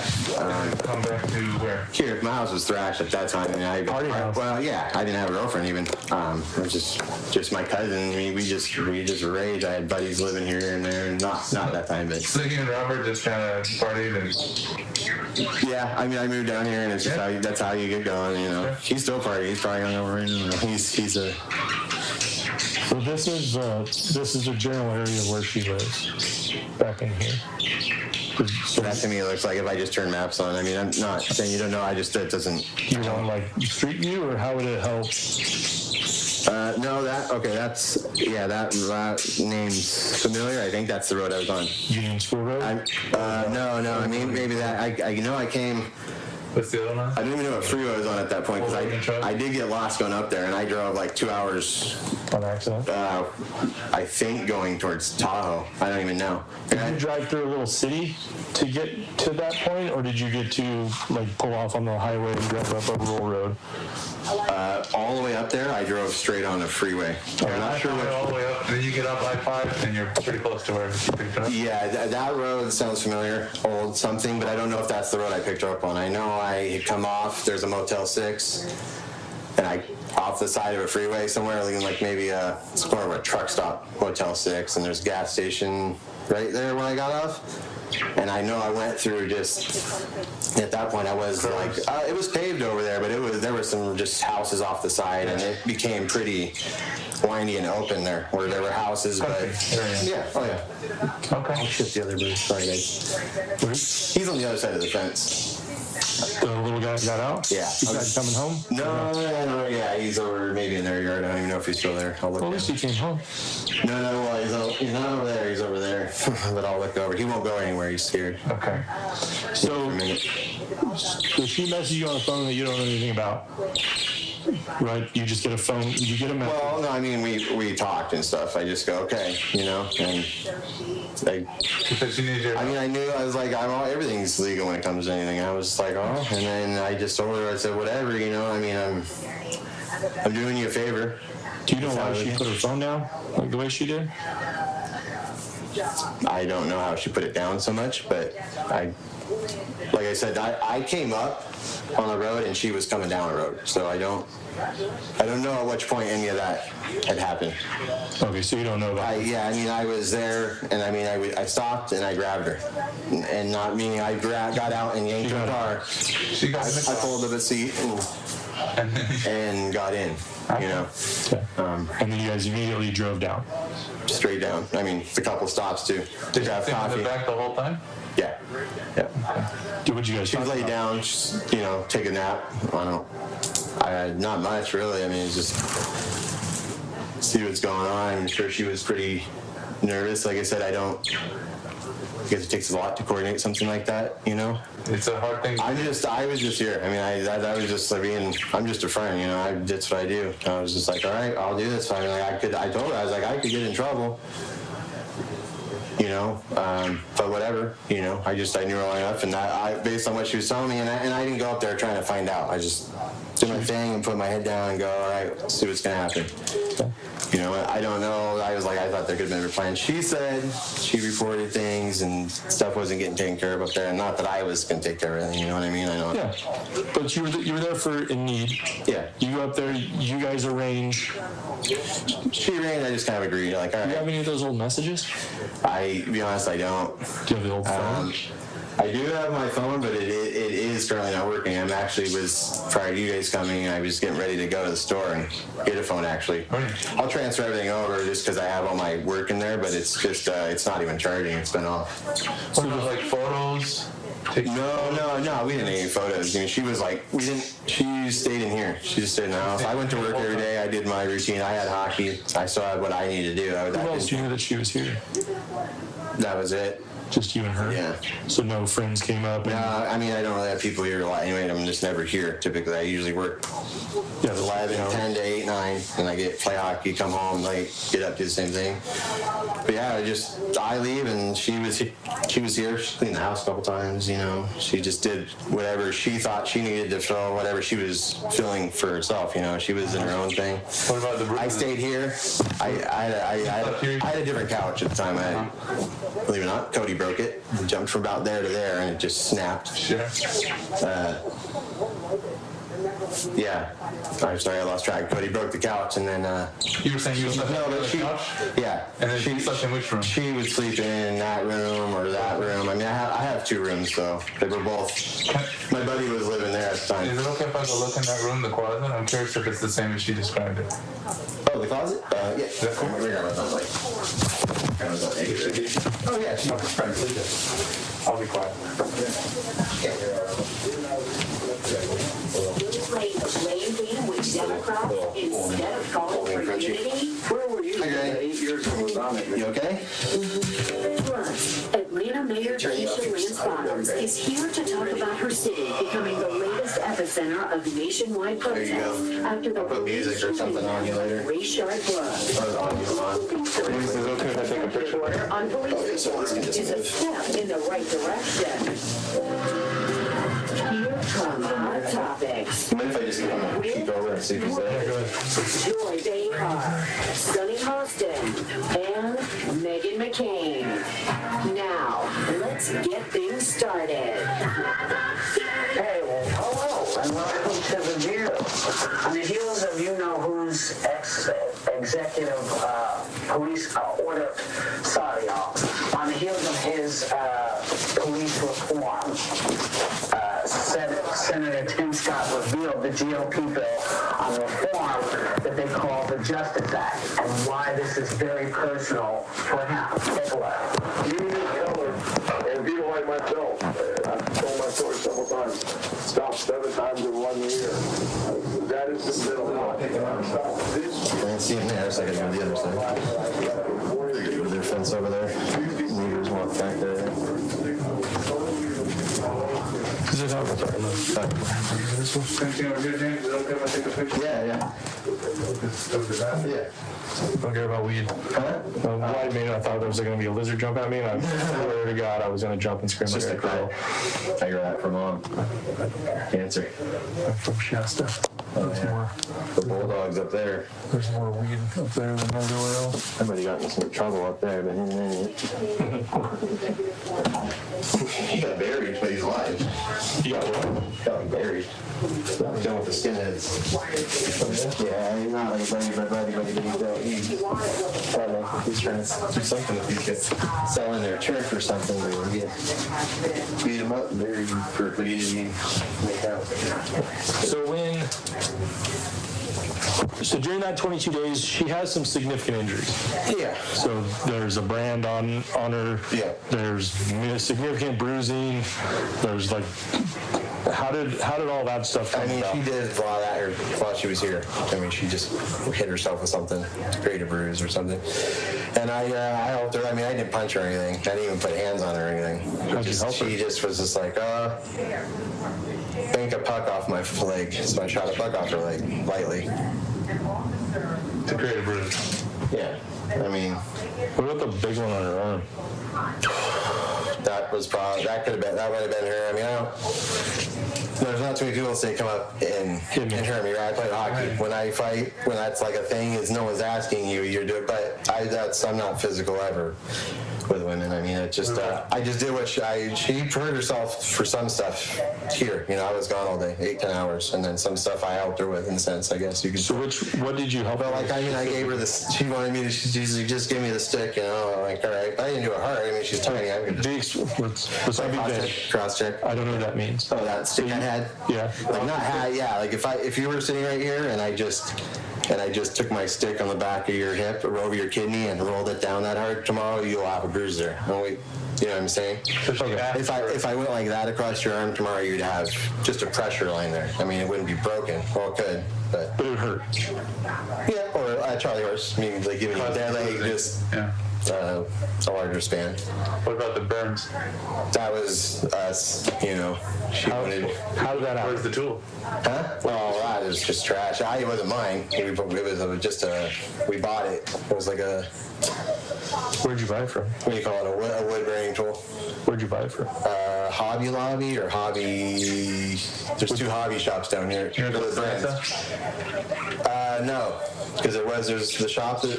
The one over off Brookhurst is a more of models. I had to go to HB, and that one's over behind the... So I'm not from the LA area. What's HB?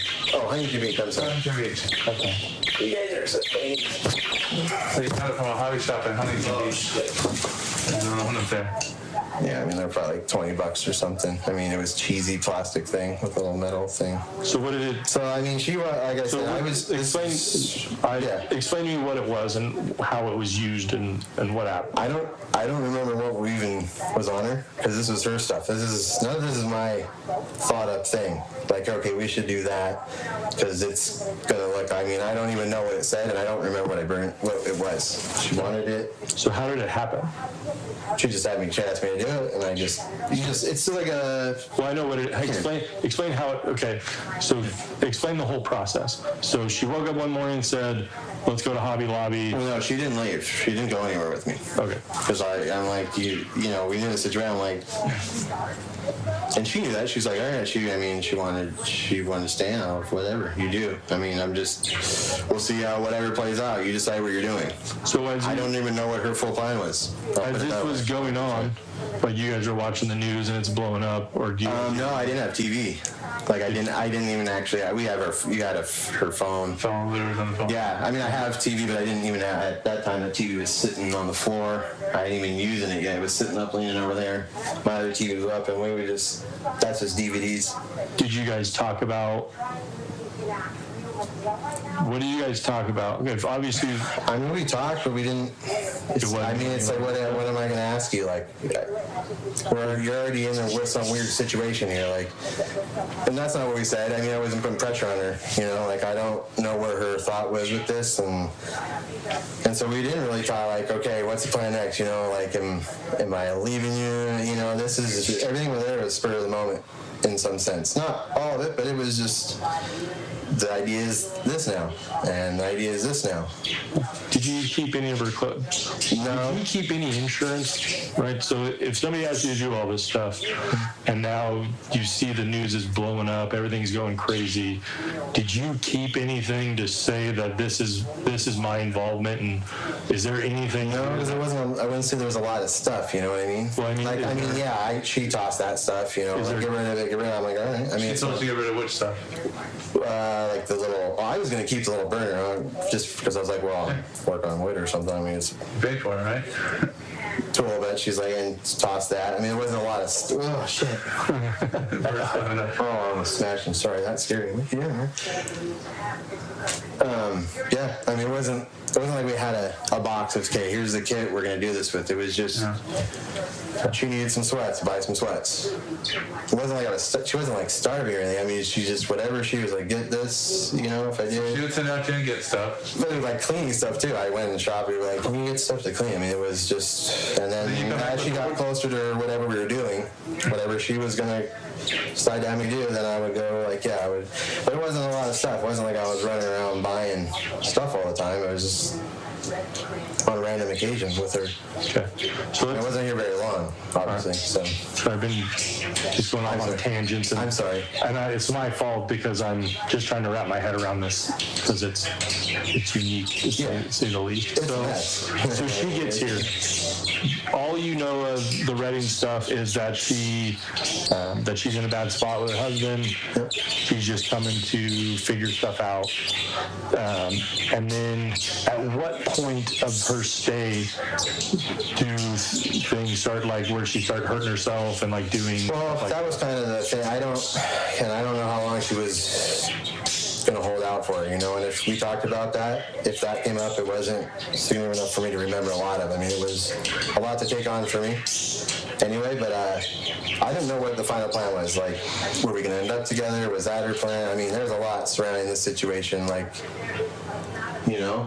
we grew up, we knew each other, we were in love at the time, but that was young love, and I don't even know if it all worked out in her sense, whatever her plan was overall. Because this is out of the blue for me. So I'm at work, I get the call. I mean, other than that, only contact, like I said, I talked to her briefly, but her dad was coming down, and I'll meet up with him for a beer. Oh, cool. I hadn't seen them. We didn't have any harsh feelings, but yeah, that was. I mean, we just talk, and then she has kids. Her second, I know about that. She, almost died. Yeah. Whatever. I don't know if that's true either. I remember. She bled out real bad, and then almost lost her right away. She started missing her babies. I'm like, of course. Sure. Because the play out. Obviously. The what? The play out. Left her kids. Yeah. Obviously, the kids may not remember, but if maybe they everybody's got a plan until reality hits. Right, and so she's just like, I'm ready to go. And I'm just like, Thanksgiving Day, I'm just like, are you seriously? Because this time she lived in Buena Park, and I had to. You had plans, right? I came down, I drove straight through, I never went to sleep. I was awake for 60 hours, man. Because I drove through, I picked her up, went to my aunt's in San Pedro, did the Thanksgiving thing, got her home. And then I was just like, all right, well. So are you talking about when the release? Yeah, Thanksgiving Day. Right. So I mean, you're here. They said it's time to go. Yeah, and this is the time. And you're going to leave super early here, right? Yeah. You didn't even sleep that night before? No, I slept. But I mean, when I came back, but yeah. Then you leave super early. We left, and it was just straight drive up there. What was she? Did she put anything on her? How was she? She had stuff in a bag. How did she get it? Some stuff was bought. Some was just. Who bought it? Chain. Who bought it? I probably purchased it. Or I might even have had it. I don't think so, though. I don't really have any chains. Don't tow anything with a cube. But yeah, just whatever she had put together. And whatever I had bought and she put together. Do you remember? I can't remember. I know I bought some chain one time for her. Okay. What else? Ace Hardware, Westcliff. Westcliff. And Do you remember how you paid for it? cash. What about the wood burning tool? Cash. Just cash for everything. Always cash. Did you buy anything with card during this time? Maybe, I don't. I'm just asking. Yeah, I know. I'm just trying to. Just the rental car. Just to rack my brain on it, You would have to pay for the rental car with Yeah. a card. Do you remember what card you would have used for that? No, but I didn't because I had my buddy. I can't get a car. They won't let me. You're not allowed. They won't. It's just my with my DUI and stuff, standing and stuff. They just wouldn't. So who's your buddy that rented it? He worked for me, and he didn't know. He's now he doesn't work for us. He's a pretty harmless kid. And I go, Alex, can you rent me a car, man? Alex? Yeah, Alex Hannum. And I go, hey man, just rent me a car.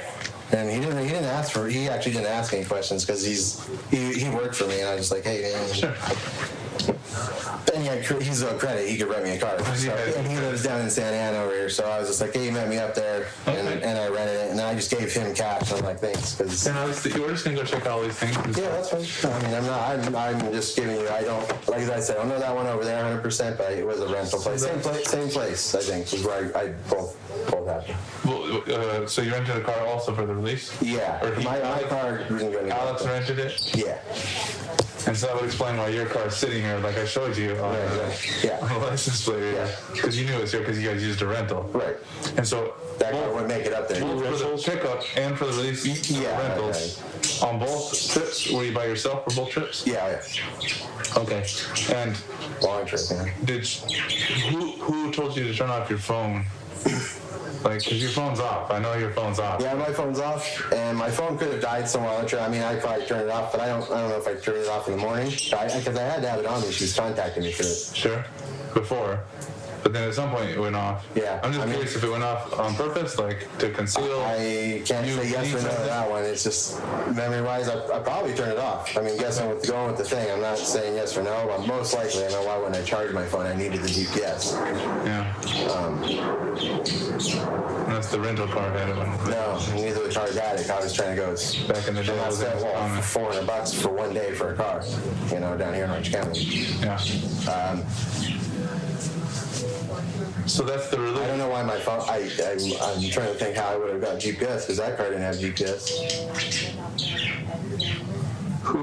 Who put everything on her on the release? She's in the back seat. Okay, for the whole trip. Yeah.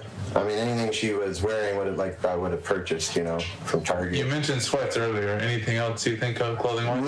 No, it wasn't much stuff. It was stuff like that. It was just basic. I wasn't like going shopping like, hey, can you go South Coast Plaza and buy me clothes? It was, she never left the house, so sweats, socks, shirts, just Do you remember colors, anything?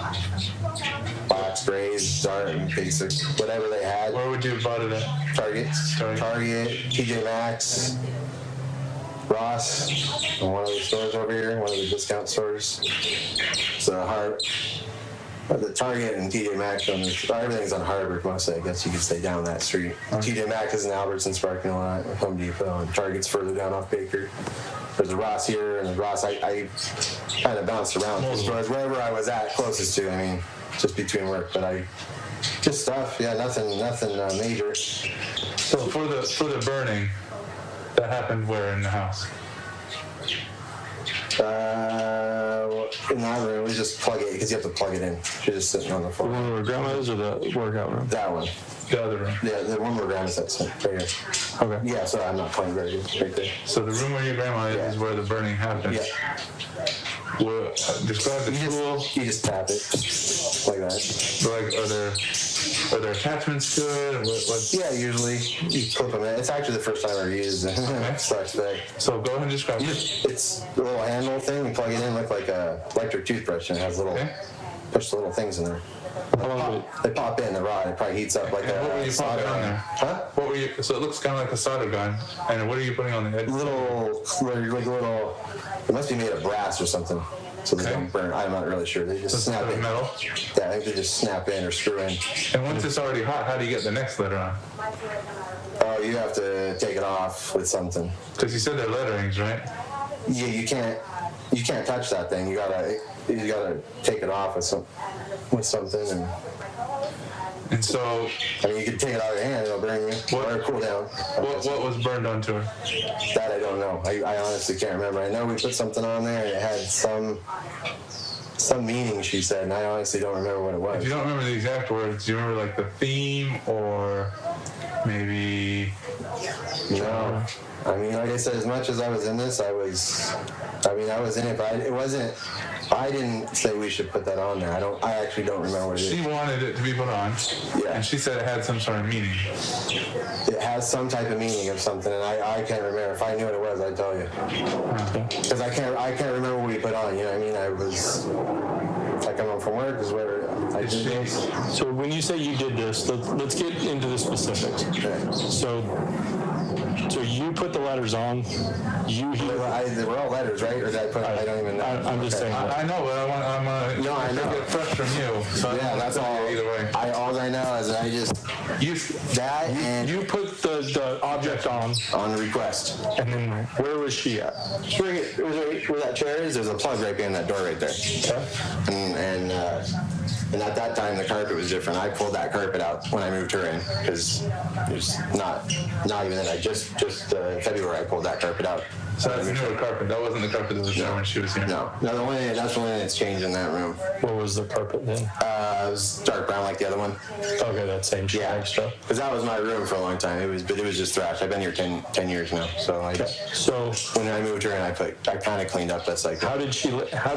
Was she standing, laying down? Just sitting. It's not. How do you brand somebody that's asking you to do it? I'm like I don't even know. So she's sitting like that. If you were sitting here, I was sitting on the ground too. You'd just be sitting in front of me, Indian style or crouch And if over. I'm sitting here on the ground, like where was the brand at on her belt? It was on her shoulder somewhere, right or left. I'm left-handed. I want to say I did it on the right Pointing side. at my back, like what would it be? I think I was over here on your right. I think I was right here doing it. So on the right shoulder, right shoulder. But it was a shoulder. I'm pretty sure it was. So you're grabbing that arm. Well, I'm left-handed, so I'm like, how am I was kind of nervous. I'm like, you want? But you're using your left hand. You're using your right hand support. Is that what you're saying? Because when you did it, you like showed like. Support. No, because I'm trying to balance to put this on someone's back flush. Oh, really? All day down here. That's only. Oh, Is that normal? I got down here, yeah. I got it on my phone too. With as many people right now, I take her for drives, and I went Newport Beach. It looks like the busiest day of summer, and no masks. Every bar, they can't go inside, and most of the bars are like small, but their parking lots hold 400 people. So they did that, and I went down there in the shore house, and I turned around because there's just half a million drunk people. Yeah. So she's sitting down. Go ahead. You use your left hand, as you said, and you use your right hand support. Balance. I mean, because I'm holding this thing's hot. Like I dropped it, and it was hot. Where'd it get you? No, it didn't hit me. It just dropped, and I was like, holy! I'm like, oh, this is probably gonna hurt. I mean, I've never done this. What'd she say? And like, I did this because it's got to be straight, and I just, I can't even say I did a good job. You know what I mean? That's scary. Have you ever done that to someone? So the way you did it there, it seemed like you did it quickly. Like, well, you can't hold that. I mean, you can't cattle brand too hard. It's so fine, it'll burn through it was so hot, it was red. like a blob if you do it too hard. Yeah, if I had a little pin, just like that. Just like a stamp almost. We worked in wood shop. I worked in wood shop in school, man. So you knew. And the guys doing that stuff were drawing in wood with that's all, but Okay. it's probably that big. I mean, they're not very big. It comes in a little packet. They're $19 to $30, and it's in the wood area. Okay. It was an HB though, because it's the one over here off Burkers is a race car. They just sell like remote control cars. That's where I just look up. There's Hobby Lobby and Hobby something else. The one in HB is the one I went to. And that one's on the back side of the Bellaterra. It's changed so much over there. The skateboard park's over there, Van Skateboard Park. You can't miss. It's off the 405. It's gigantic. It's called the Bellaterra. You can't see it. And the Hobby Lobby is just a block or so behind it. What'd she do for the pain, if anything?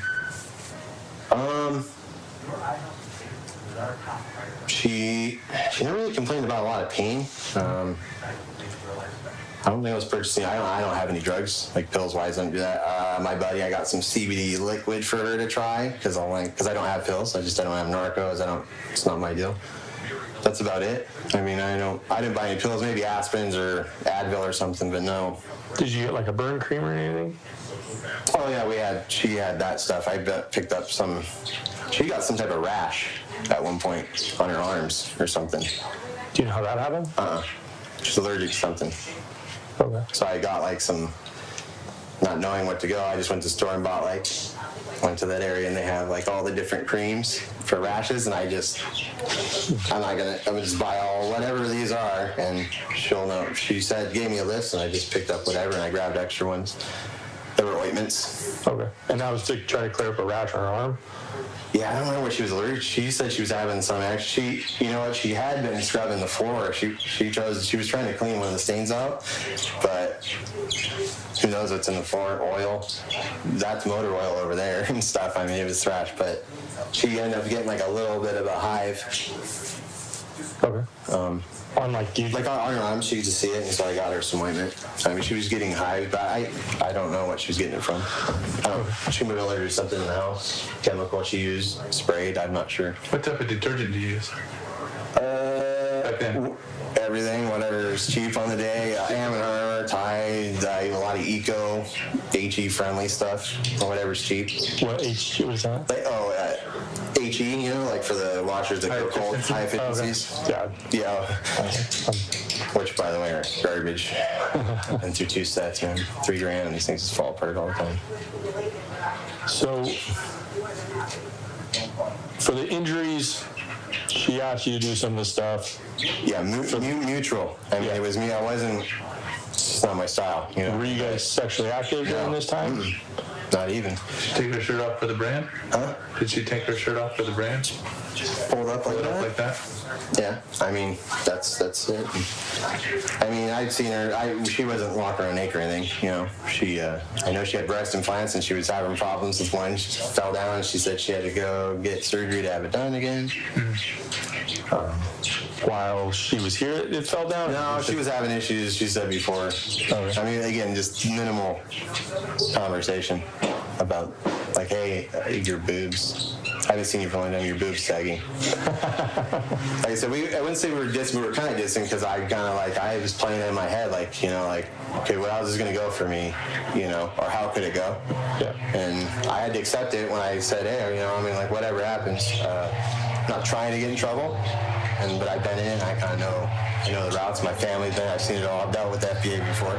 My parents went to prison, my mom.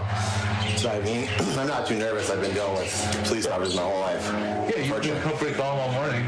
And so it's just, yeah, whatever. You know, I mean, like I said, that's all I have as far as that went here. I mean, that was it. And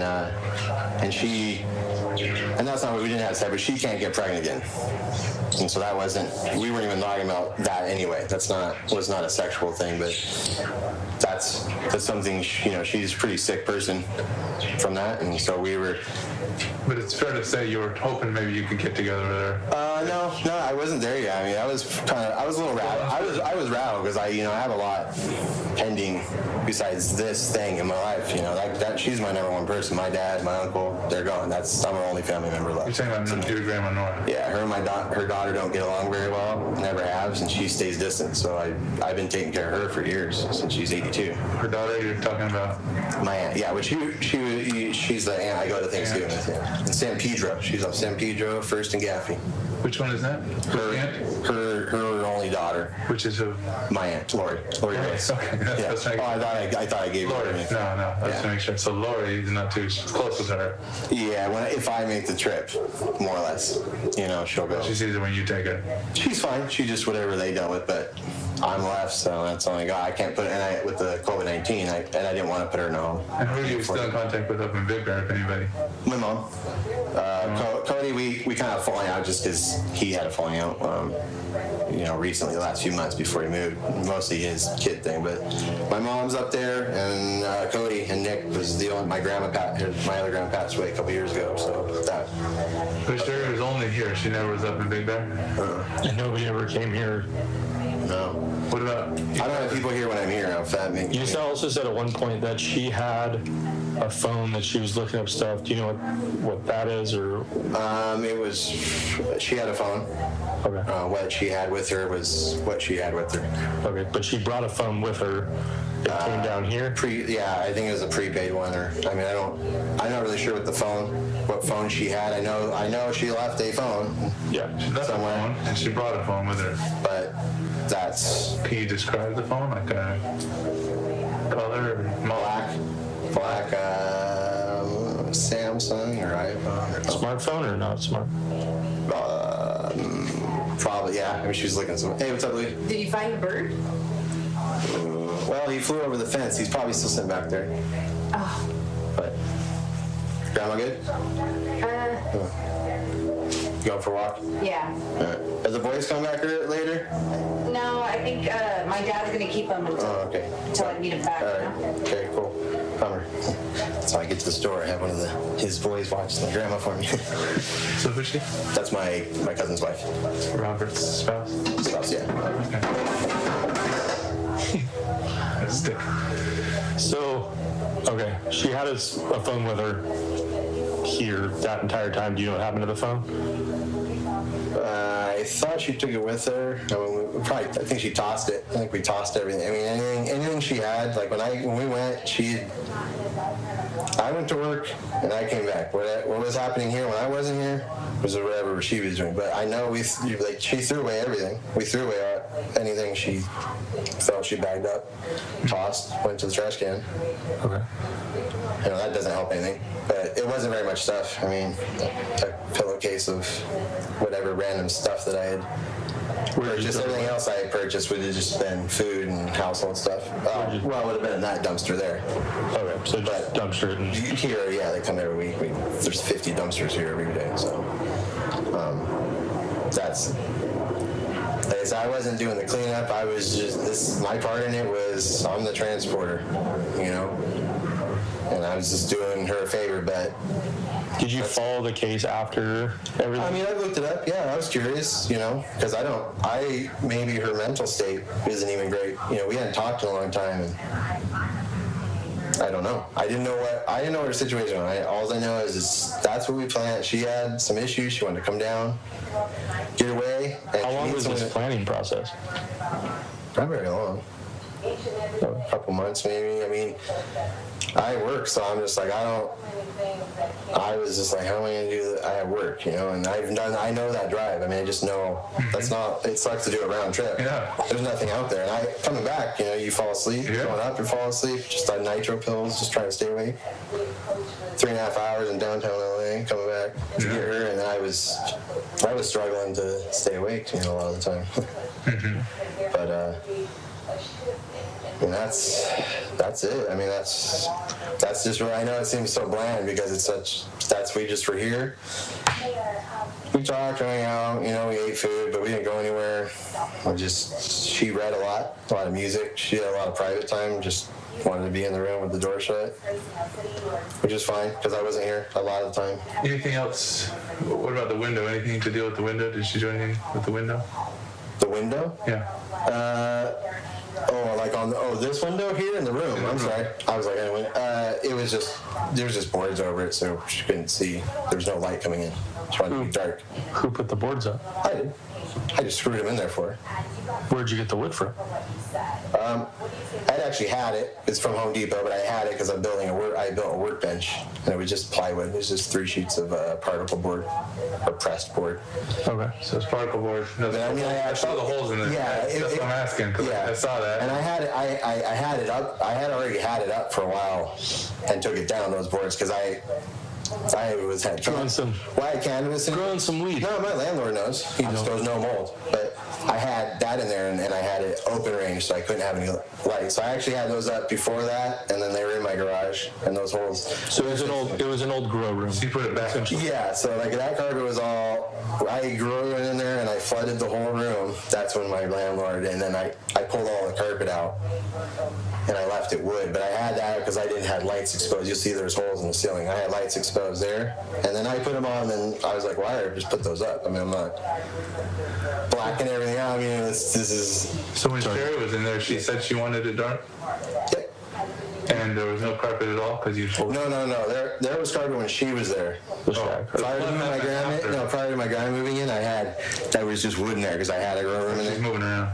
Well, she's always moving.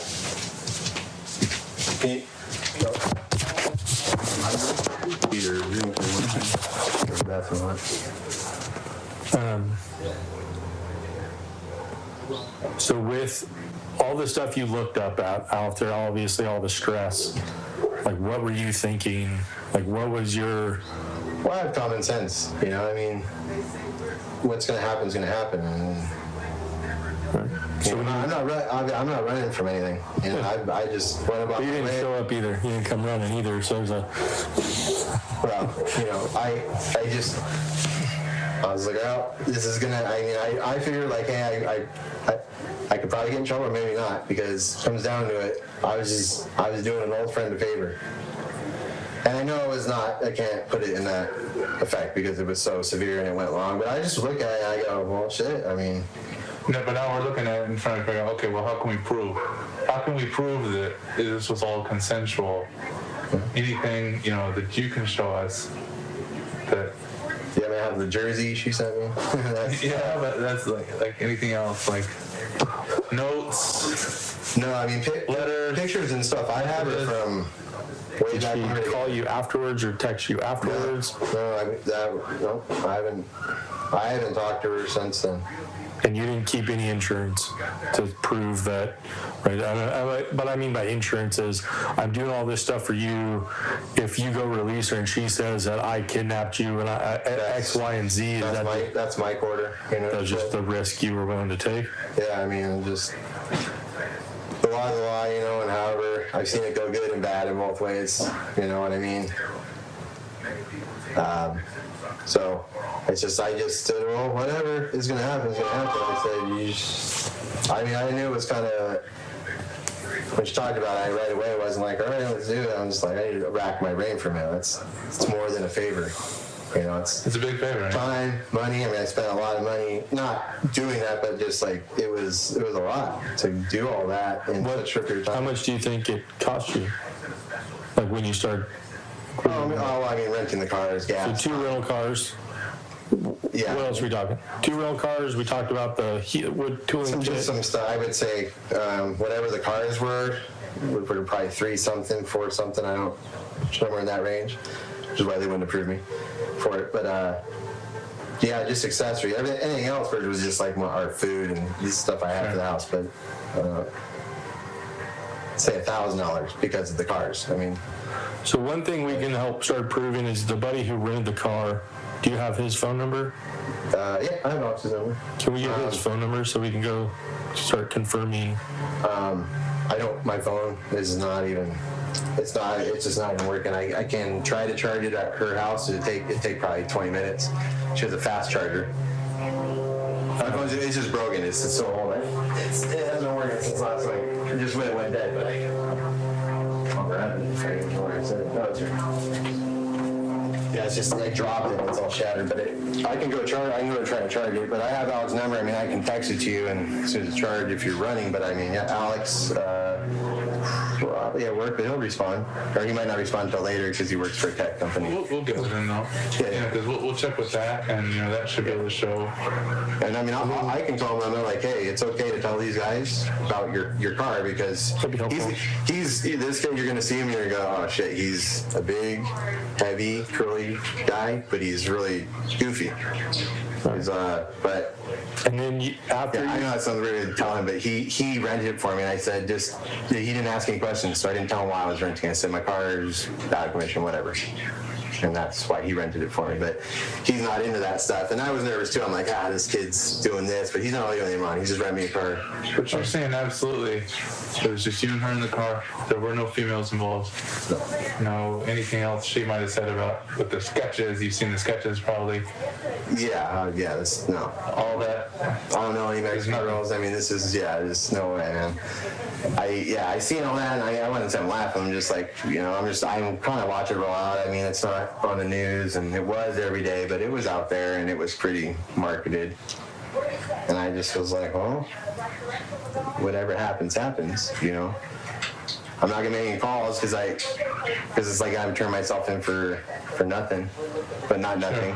I figure if it's gonna happen, it's gonna come to me, and I'm not gonna fight anybody about it. It's just whatever it is, and if I have to record or something and I have to do it, it's fine. Not trying to say like you guys are butchering me. I'm just saying if I have to, then that's the case. Your cousin never saw her here? No, he knew she was here, but he wasn't.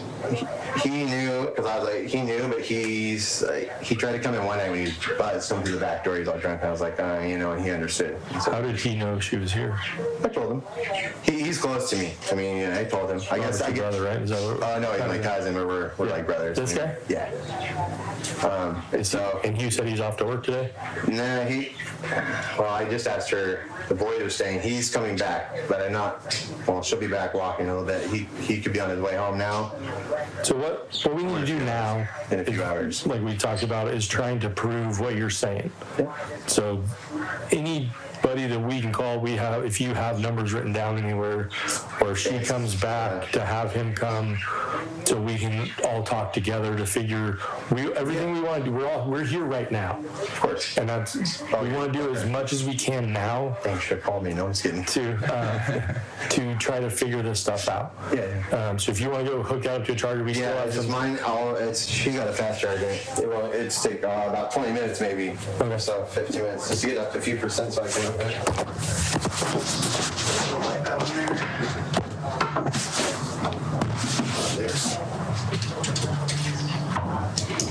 It's 8:53. We're taking a break.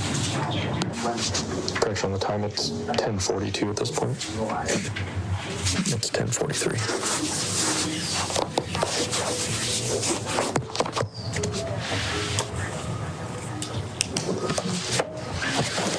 He's over there in a lemon tree in the middle of people's yard. He's like, whatever. Hanging out?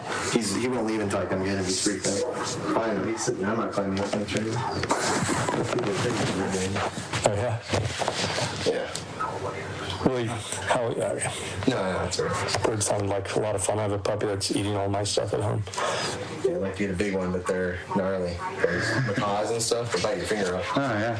My grandparents had a white, what was it called? No, yes, big old white. They lived for like 70 years. They were old, and they were like talking about putting it in the will and stuff. Like, they would buy that young. PSI on that beak, when it's fully grown, it'll take your finger off. It's plain.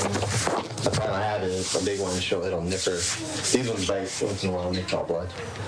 Okay, so Thanks, sorry. on the circle of who knows stuff, we have your sister or her daughter, cousin. No, her daughter. Her daughter. My aunt. That's my cousin. Okay. And that's his wife. So cousin knows that she was here. Mm-hmm. When you got to Thanksgiving, did you go to Thanksgiving at Lori's. Lori's house? I took her. Yeah. I took her with me up there. How did that transition? So what time did you get back? Early. I mean, straight. I pretty much got here, picked up my car. I had to go back to Bonaparte by Knott's Berry Farm, grab her, and then to San Pedro, take the 91 up. So we ate at like 1 or something. I must have got up there around 11 or 12. In the rental car, or did you come back? No, I had my car. Okay. So you came. Mileage on that thing. Are you kidding me? Another 100 miles. So you drove up, dropped her off, drove right back home. What time and you got home in the morning? Yeah, I mean, I was barely alive, because I've been awake for so long. And then you drop off the rental car, or do you give it back to? No. I had to come get her. There was no time to go drop that. I did that on the next day when I went to work. You came and parked the rental car, got your car, went and picked up Grandma. Correct. Went to the aunt's house. Yeah, they were closed, but I couldn't drop that off and go get her and then go to San Pedro and then come back. I passed out at my aunt's house. I was so tired. Before we even ate, I was just laying out. They were gabbing, but it's a small Thanksgiving. It's just me, her, and my grandma. That's it. Did you tell Lori what was going on, or does she know anything? No. I guess it was new. I was like, hey, guess what? And she knew Sherri, but way back then we had a Thanksgiving up there in her other house in San Pedro, 2003 or something. One of the holidays we went at her other house, but her and Sherri I didn't see a lot of my aunt in general. I just see her when I go there. She doesn't really come down and see me. But she was there. That day I was up there that morning. It must be between 11 and 1, somewhere in that range, because we ate at like 2 o'clock, 3 o'clock. And then it was very brief. We went from there and I went home, took my grandma home. So when we go talk to your cousin, what is he going to tell us on the realm of so we can start confirming stuff? What is he going to tell us before you obviously tell him your phone's over there? No, he's not even there right now. Exactly. But, so when we do talk to him today, what's he going to tell us? I mean, like I said, he doesn't know much other than this is what's happening, amen, of the house. That's what I'm asking you. That's What would he know? That's it. Just that Sherri's here. And he knew because he knew he sees the news too, and he knew all right. But it's good. It wasn't his place to do it. It was just like. So he just knew she was here. Didn't know the. Yeah, he wasn't a part of coming in. He doesn't know about what I was buying and stuff like that. I mean, because it wasn't. I go to the store and it wasn't like I was making special trips. All right, I got to go to Vaughn's and I'll pick that up when I'm out. When I get time. It's pretty much after work, rarely before work. I get off at 6, 7, 8 o'clock at night, and then But yeah, I mean, he won't lie to you. You know, So he just knew he doesn't get in trouble either. He had his stints in prison and stuff. But he didn't see her. They didn't talk. No, they never even made eye contact. Because the night he came in, the night he tried to knock on my door, I had everything locked. And she was, I believe, in the room at the time. Maybe, but he's like hammered. She's like, hi, because we were partying. I go, hey, man, you know. And he's like, oh, all right. But he wasn't over knocking. Like, hey, man, I just want to see you. And how did that context know that she was here? Well, no, I mean, I told him before. Okay. Like, you know, I let him know what's going on, you know, a little bit. With, hey, I'm going to be going up there doing this. And he's like, hey, be careful, you know. I said, yeah, But he was the same thing. He was like, well, you're not, you know, he's technically someone's asking you. It's not really a crime. You know what I mean? And I didn't say that, but he's kind of like, he's like, you're supposed to leave it out. We're in the questionable stage of. No, yeah, of course. You know, that's your guys' job. What about Louisa? She just knows, you know, if she remembers, she would remember. She never came over, ever. She never met her. She knows because of conversations, or because Yeah, just, well, we're tight, you know, it just went That's that what far. it seems like, yeah. It didn't go, his dad doesn't even know. You know, my mom knows. She was curious. She goes, hey, you know.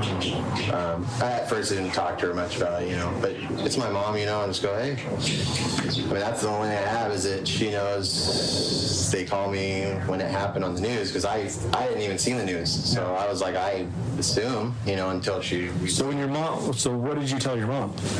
She just knows. She just goes, hey, is this and it was real brief, and she wasn't digging either, you know. She just goes, yeah. And I go, yeah, and she goes, and that was it. You're being, help me out here. Well, no, Mom called. I told her, but we weren't like, okay, this. What'd you tell her? Just that. Hey, she asked me, hey, do you know anything about it? And I said, yeah. Not right away though. I didn't tell her the day she called. You know, I told her later on because it started playing out more and more. got more and more. Once it hit like 20, you see everything on the news, but then when it starts getting to the bigger, like, all right, we're dedicating 2020 news. And she asked me, I go, yeah, I know, you know, and she's always, it's gonna play out. I mean, there's nothing I can do about it. That's all I can do is wait, you know, and see where it ends up. Okay. But yeah, I mean, it wasn't, again, no into depth because I didn't really have depth at this time. So she doesn't know details, but she is aware that Sherri is here. Yeah. Not from the day one, but from somewhere when it hit the net. Yeah, like I didn't pull up and like, hey mom, my guy, it's not like you call, hey, I picked up Sherri today. I don't expect no one knew what was going on except for me and her. Okay. But for me, the contact from her was kind of out of the blue because we hadn't talked in a long time. Not for any reason, it's just she got married, she has kids. Is the phone you're using now that same phone, or is there a different phone? That one, is it the same? I want to say I had that one still. Is it the same SIM card and everything? There is no SIM card in those phones. Okay. It's just a program. So what's the? But I had erased probably a lot. I mean, I erased all that stuff because I didn't even have the numbers. I don't think like permanent. I just had them floating, you know. And then she got rid of her other phone, so whatever one was up there. I didn't have that number. But it was a 530 number. Yeah, there's 530. That is Shasta or San Ramon or something. And then that contacted you somehow. Yeah, my number's always been the same. Long time. And that was like conversations months up until this point? Yeah. Well, we hadn't been talking for a long time. I mean, since that happened. But other than that, yeah, minimal talk throughout the years, but never, I hadn't even seen her. We hadn't even got together. They've been down here a few times in San Diego for weddings and stuff, you know, but no contact from her. Okay. Just obviously, for whatever their thing was, it'd be weird to contact me. Yeah, hey, you want to come meet my ex-boyfriend? Yeah. I'm not saying you're not cool, but I'm... Well, no, because at one time I was trying to have her send stuff back. Yeah. My jersey, and she's like, I can't send this stuff back because Keith wants me to sell it. I had like skates and stuff. Her skates, she was gonna get rid of them, so I only got my jersey back. But when you sent her stuff back, you sent it to her parents. Because I didn't know where she lived, so I knew she was married. You know, we had mutual friends. You know, but she got married, and I had it up in the cabinet here. I just had a box about that big, and it was just all her actually old pictures from back when I first met her, way back in high school and stuff, all kind of her life in San Ramon and things, and I looked at it, made sure nothing was mine. I just packed it up, and I called them up there and just said, hey, there's a package coming up with a bunch of Sherri's pictures. And when was that?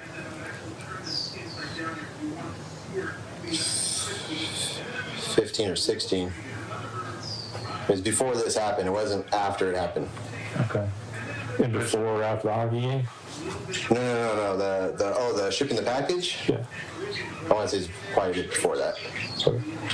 I was cleaning, and I'm like, what am I? I've been lugging this around from there to there. So her parents never said. Her parents didn't set any of this stuff up. Mm-mm. They didn't call and said, "Hey, I'm mad at Sherri. No. Grab her for a And our relationship that was minimal was, me and Loretta. She liked me. Richard, I mean, he's a pretty quiet guy. We're just. I'm another guy. I'm a guy coming over for Thanksgiving. I actually took Nick and Cody. They were young then at that time, 7 and 5. Do they know? Well, Nick died 7 years ago. Yeah, I'm saying. What does Cody know about all this? Nothing at all. Well, no, excuse me. It came on the thing. I don't think my mom told him. I hadn't announced anything to him about it. Okay. So he doesn't know from. Yeah, I mean, he just turned 21. I mean, he was. Not that he was a kid, but he's a kid. He's just like, if I tell him, it would make a difference to him. But no, I didn't tell him anything because he's a kid. It's just, yeah, my mom knows, and Robert and Louisa knows, but I mean, I didn't, they just know she's here. Do you want to have the Big Bear team talk to Mom? That's already up there? Yeah, I'll have him talk to her.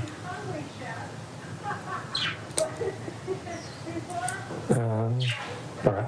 So I'm trying to wrap my head around all this. Right?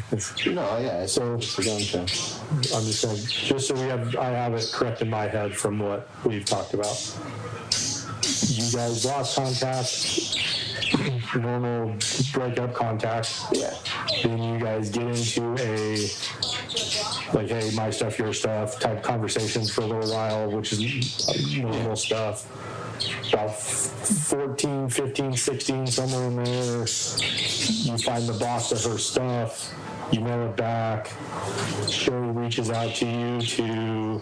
I don't know if the box initiated the reach out, sorry. I didn't even talk. Just timeline stuff. Yeah, of course. Big timeline event. Of course. Then you have... you meet up at a hockey game with her dad, and then a couple months later, you and Sherri start talking on some number, communicate, text, phone calls. Yeah. Text and phone calls. Which, if she had called me and she was talking, and that I mean, it would just been, hey, well, a long time. I mean, that's about it. I mean, like, oh, you're down here, you're hanging out, or what's going on? I mean, she tells you that she's in a rough spot with her husband. Police report people are calling her like rough spot with her husband, whatever that means, in a vague term of she needed help, she didn't know how to get away, she tried to call her. In your mind, basically, yeah, what I'm getting from her stories, I hear it's a situation with her guy, and I just go, not that I'm coming in to save it, but just before a girlfriend, her intimacy. I've known her since I was 13, 14 years old, so we had a long history of friends for a long time.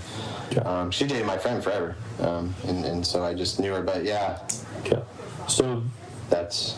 She asked you to come up, like in this month period? Yeah, it wasn't so bland. I mean, she had a plan. Like, she had planned this. How do you know she had a plan? She had to have a plan because she called me. I mean, I don't have a plan. I'm at work. I'm in a fitting.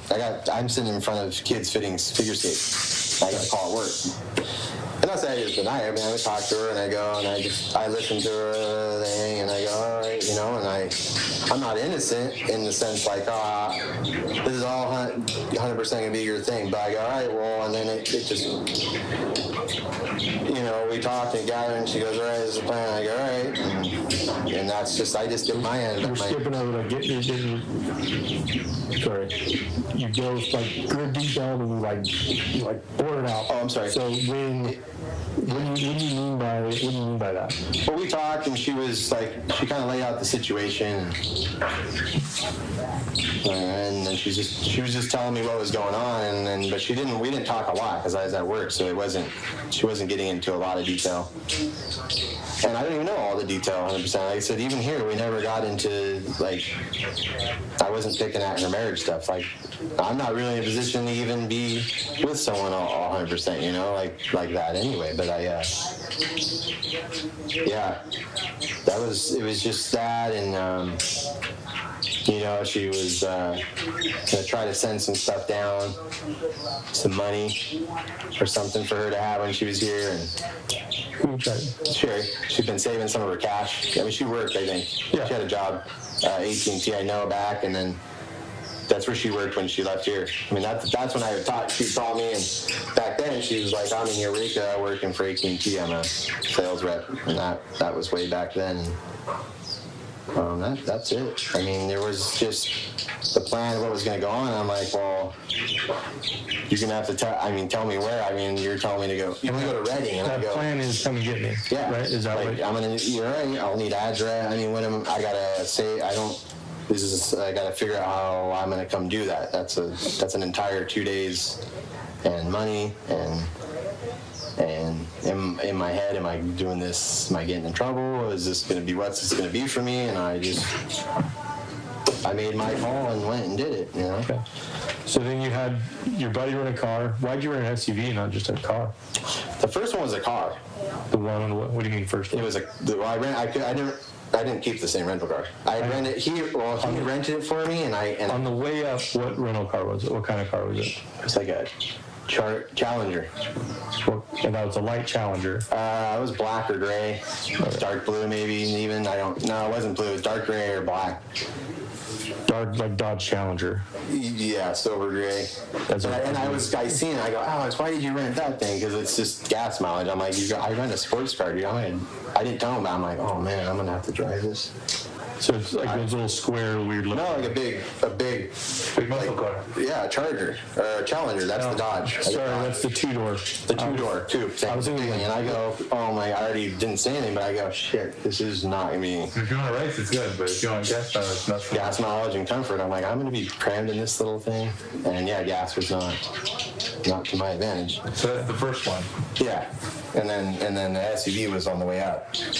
But earlier you said that she had got into the back seat and was on the floor. Well, no, not on the floor. She's laying down on the back. The seat pops. It's a coupe. It's not the back window. In the back seat, but not on the floor of the back seat. No, you can't lay on the floor in the back. I was gonna say, there's a big transmission bar right there, and everything's sitting up. But so there's like a big hump. Well, I was saying, I'm thinking I'm going to do this. I mean, obviously someone doesn't want to lay in the back of a truck bed or anything. So, and then he rented that. And it was already done. I go, well, great. And you can't really tell him. Yeah, hey, dude, but I didn't need any. I didn't go into it even thinking what I needed 100% when I was renting. I'm just like, I read it. Did you know she was going to get in the back? Did you say you couldn't rent a truck? Did you know?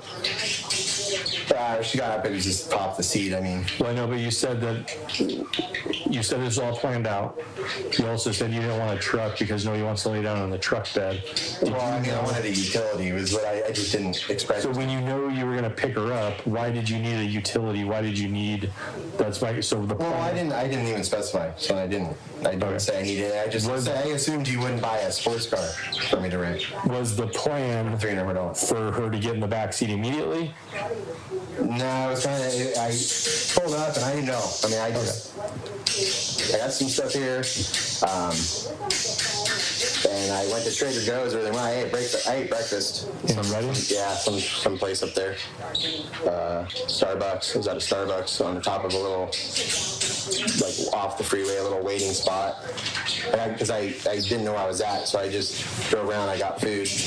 Okay. Because we were in contact at that point, and then I just drove, and then the door opened, and just, I don't know, I gotta pop it up. I mean, I just didn't get out. I just didn't even get out. I pulled right on the side of the road right there, which that was a dirt road. I didn't go up that dirt road. Okay. So, all right, you get the Dodge Challenger, two-door sports car. Drive up, stop at like a Starbucks. You said somewhere off like in Reading or where out? You know? It wasn't far. I want to say it wasn't far from where I needed to be. There's like a little. From where I'm at, there's like a Motel 6 that runs flush with. Is that the 580 or 30? Or I'm not even sure which one. Or the 5. I don't even know what freeway I was on to go up there. Like I said, I got lost and I came around another way. I drove and stopped and asked some guy in the middle of wherever I was. And I drove a couple hours back. So right there, and then like to stretch back, there's like a little, like I guess that's the little town right there. It's up, kind of up above. There's like shopping. There's a Trader Joe's. I went to like a local little cafe there.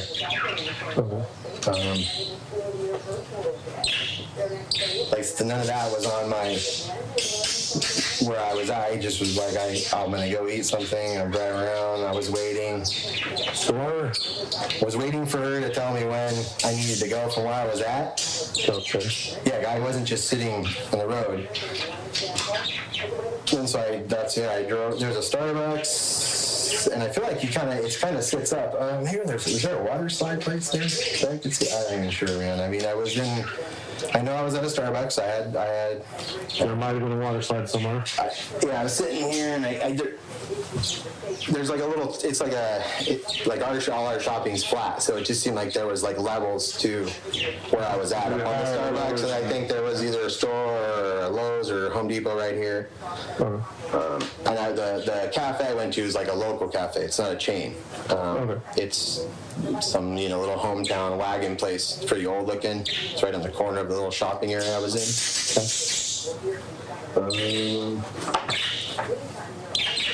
It's like a village.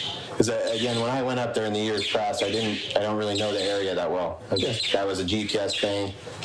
I have no idea where I am here, other than yeah, exactly. Like I went down that road and I was completely lost. I mean, that road's in the middle of nowhere. Yeah. I go, how long do I have to go down this thing? Where am I at? And I didn't really know. I'm like, how do I get back from here? I was just kind of surveying where I had to go. So I got lost when I went to Starbucks. I got off and then I just was driving around. So did you have more than one phone back then? Yeah. What was the? I had one just what do you call it? Prepaid one. A prepaid one. Yeah, eventually, because that's my work phone. I mean, I do my business on there. What's that number? I don't. That was gone a long time ago. So the 3473 is your 3473 is my cell phone. Your main cell phone. Your main cell phone. I mean, we use that. That's my only line of contact. Have you ever called your work phone to that number? Which one? The 425? Yeah, the 425 number. Back then, would you have ever called or texted it? My work? This prepaid phone that you're talking about? No, not for work.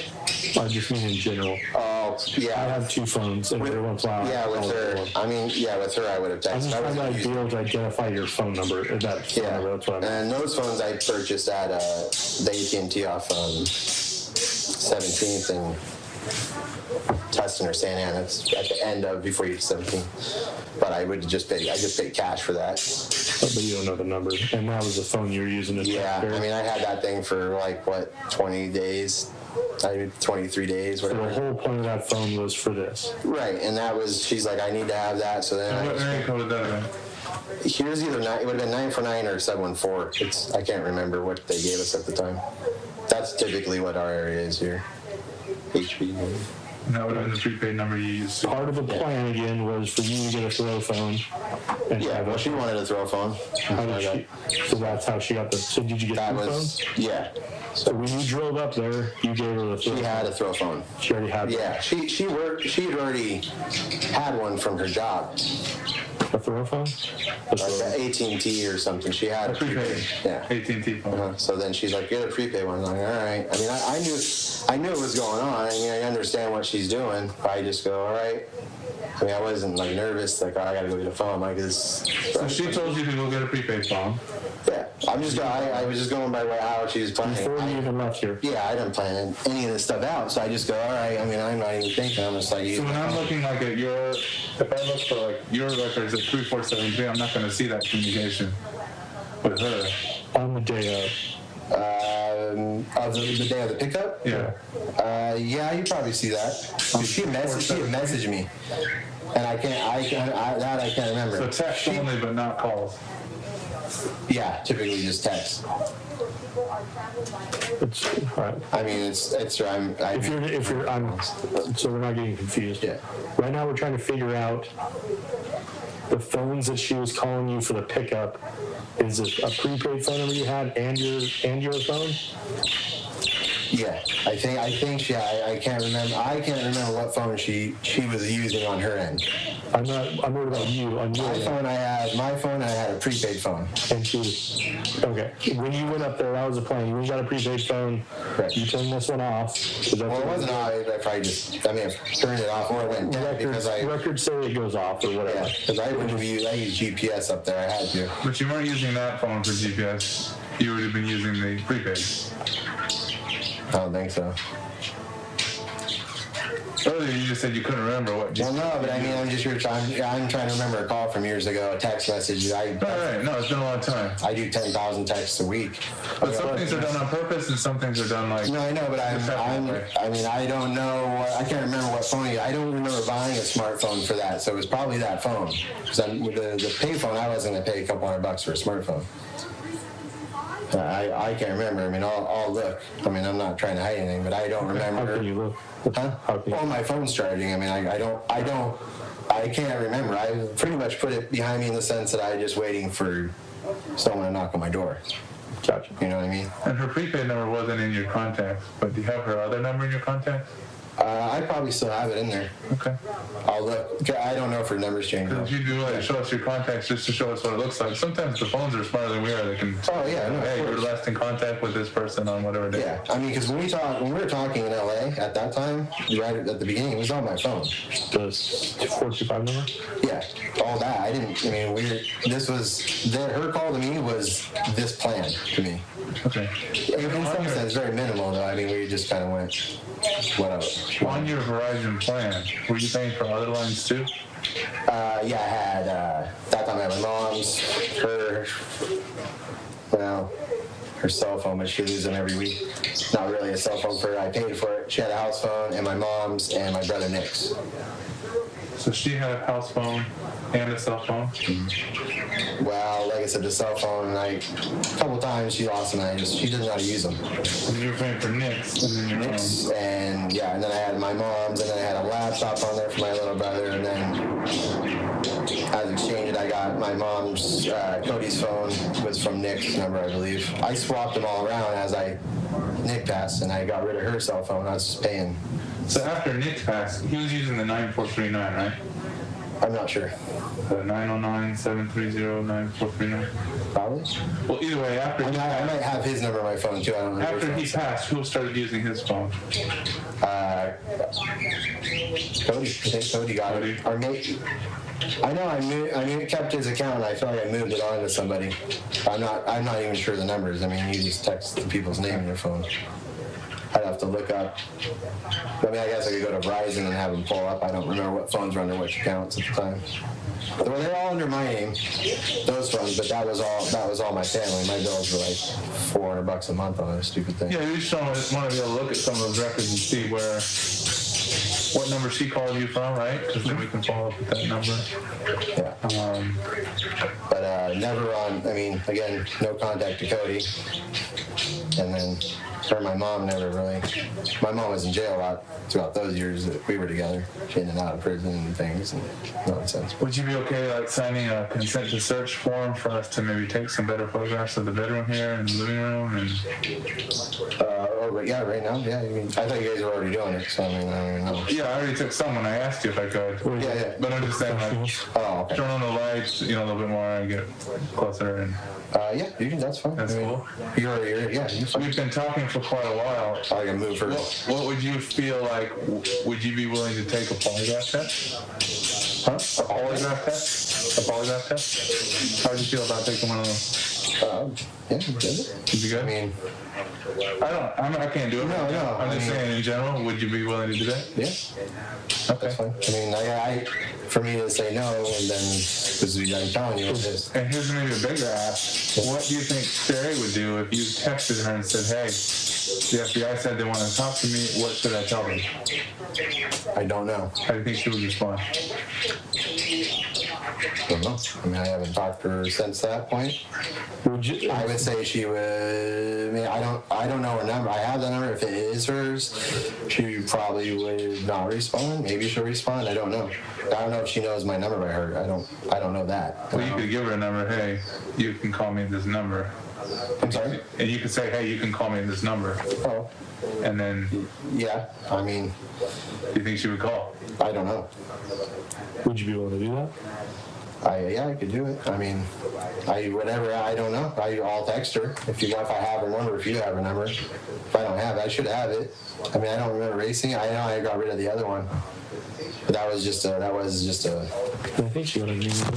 What does she usually... Does she have like a nickname for you or anything? Or does she just call you James? James, yeah. Maybe back then. I'm just thinking through the text, like, how would she know it was you? Oh. I'd have to say who I am, because we just didn't, we weren't like I said, at that point is that's it. The only thing I've heard from her is what's been on me. So, and I'm trying to remember if she got a new phone after all this, or if she kept the same number. I just don't remember. For you, how would you have gotten the number? Whether you called her mom and dad? Well, they're at AJ Mini Storage. Yeah, I know. So I'm just thinking out loud. For you to have a genuine contact for her, you'd have to call mom and dad, because you know where mom and dad live, to get her number or re-up for a number. If I just gave you her brand new number, that looks suspicious, right? So how would you have got it? Yeah. How would I So we'd have to, yeah, right. Yeah, we'd have to call mom, have him call mom and dad call her, and go that route. It'd be a double phone tree, but I think it'd be more of a genuine. It'd be a more genuine find, if that makes sense, rather than me. Here's your number, call her. I think it'd just be a blind knock. Like if I just had your number, hey Sherri, I just got your number. I don't know how I got it, and if she asks how'd you get it, goes down that rat race. I want to try to avoid that rat race. So if we do that, we'll probably have to call get the mom and dad and double it up. In my opinion, what do you think?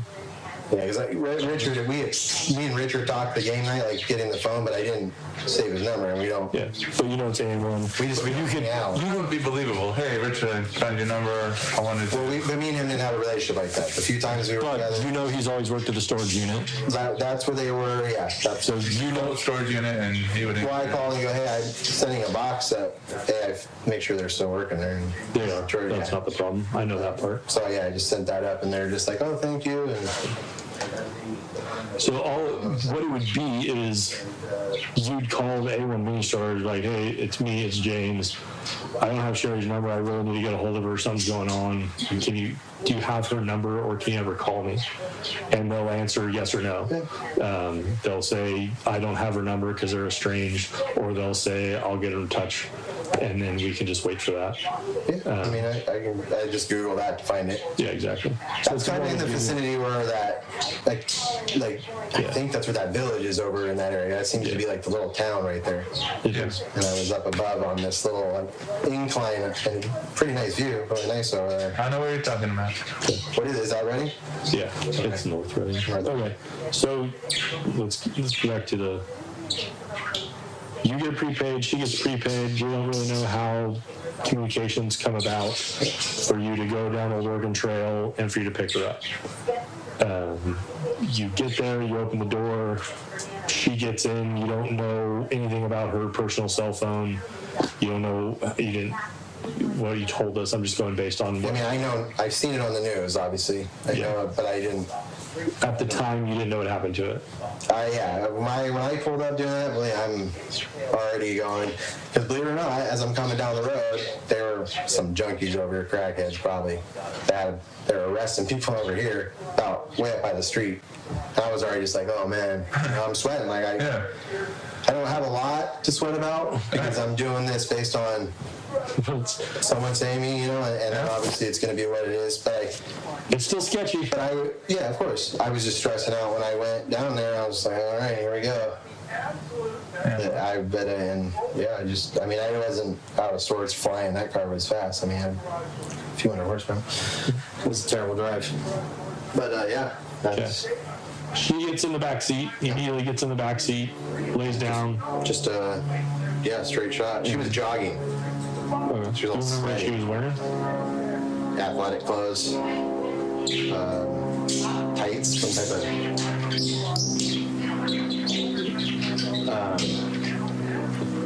That's I can't see. You go see. Is that Mason? That's Mason. Thanks.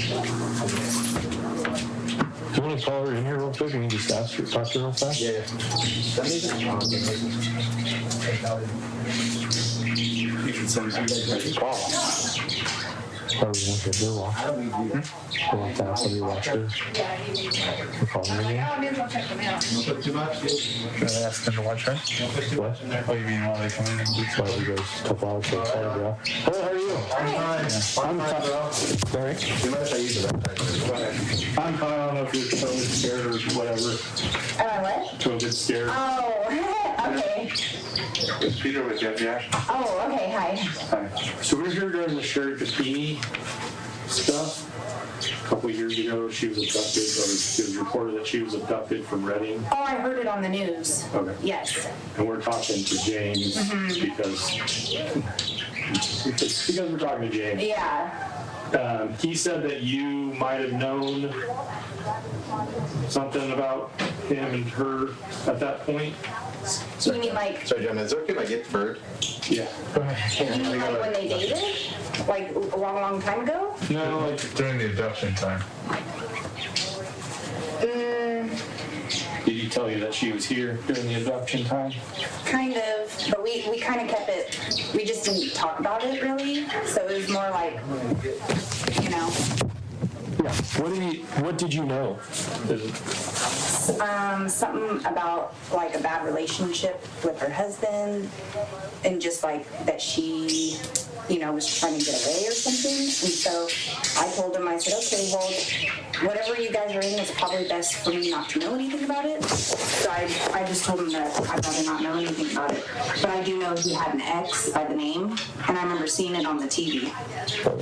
Did he tell you We're that? not here to jam you up, obviously. That's okay. We're just trying to find out how we can prove whatever people are saying. Yeah. So, you know, obviously we know she was here. Yeah. So we're trying to figure out I never physically seen her. under what circumstances. Yeah. I just know that he mentioned something about something going on, and then I seen it on the news, and I told him, I'm like, that don't sound good. I'm like, it's probably best if I don't know. But, you know, I know that he was, like, trying to protect her. But do you know? Something bad happening. I'm not, like, I don't know details, just because I told him I'd rather not know. Okay. But you never talked to her while she was here? No, I never even seen her. Mm-mm. What does your husband know? I mean, we're pretty much the same. I don't know if they've talked on a separate occasion. But like my husband, he's been at work right now, so he's not home. Even though you might not know like all the details of how she got picked up? No, I just know when she left. I don't remember like date and time or nothing, but I just remember he said that she had left. She left to go back up north? I'm assuming he was just like, yeah, she's not with me anymore. Okay. Like she had left. And I'm like, oh, Do you remember when that was or the reference? no. Huh. Do you think it could have been like you she was describing for the sketches? Me? Yeah. I don't know. Just to kind of like mix in some reality with fiction and... Well, I never met her. I didn't even see her. He kept it like locked up, and I didn't come over.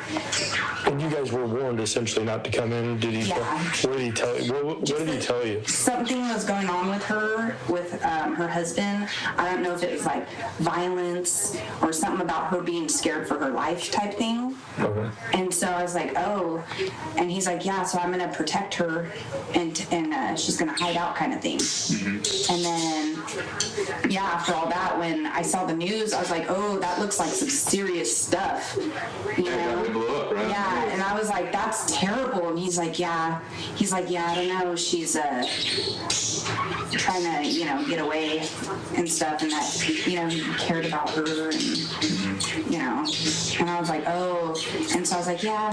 And so my whole thing was, I said, well, it's probably best for me not to know anything because I don't want to, so that they kept it private here. And I just know when he started coming back, you know, coming to visit the house, that he was like, yeah, she left. And I just said, oh. And someone, I don't know, someone picked her up or she walked off or anything. So you were aware of her being here, but not all the details, and preferred not to know the details. Yeah, I asked him, I just said I didn't want to be involved or know about it or like anything. But then when I seen it come up on there, I was like, oh my God, that's terrible.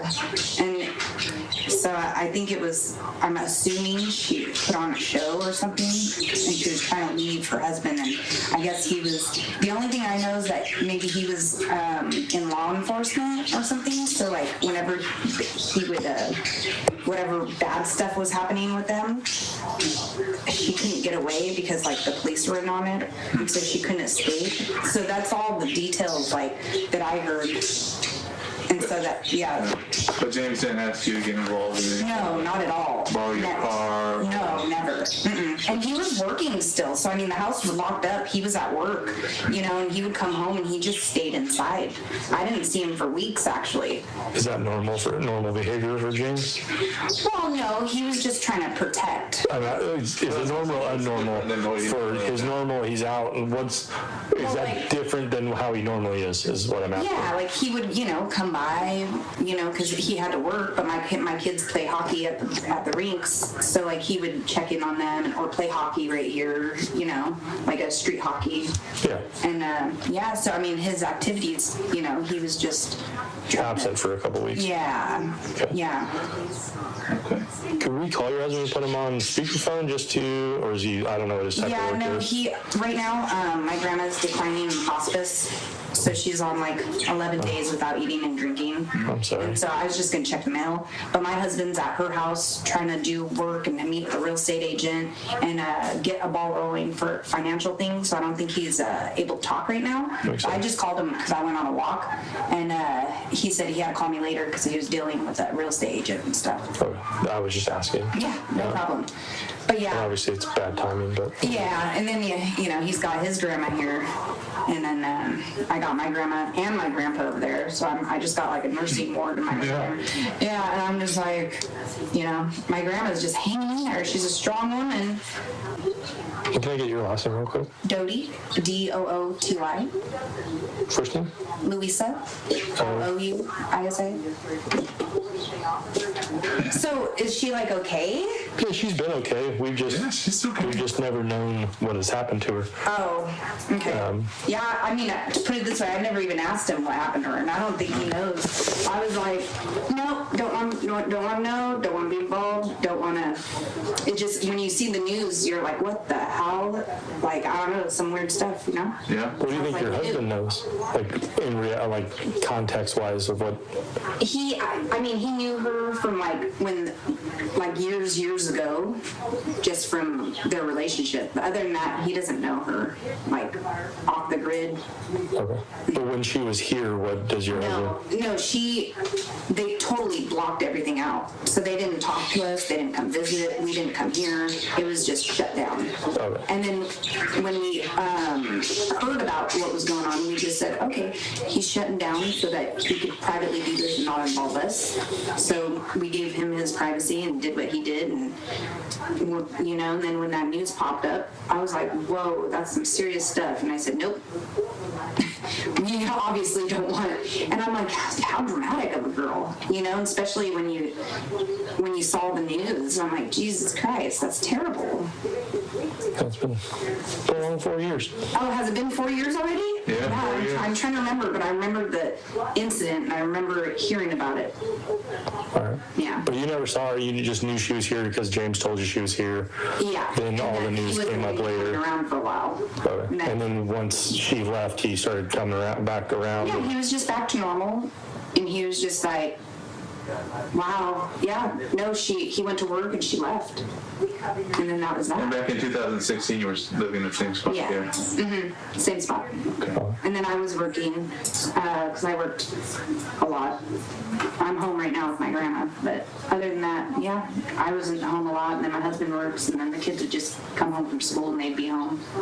Okay. We just lived our lives, but yeah, I remember hearing about it, and I mean, I think I even read it when I was getting my hair done in a magazine, you know, like one of those magazines. Yeah. Can you, obviously there's a lot going on right now with your,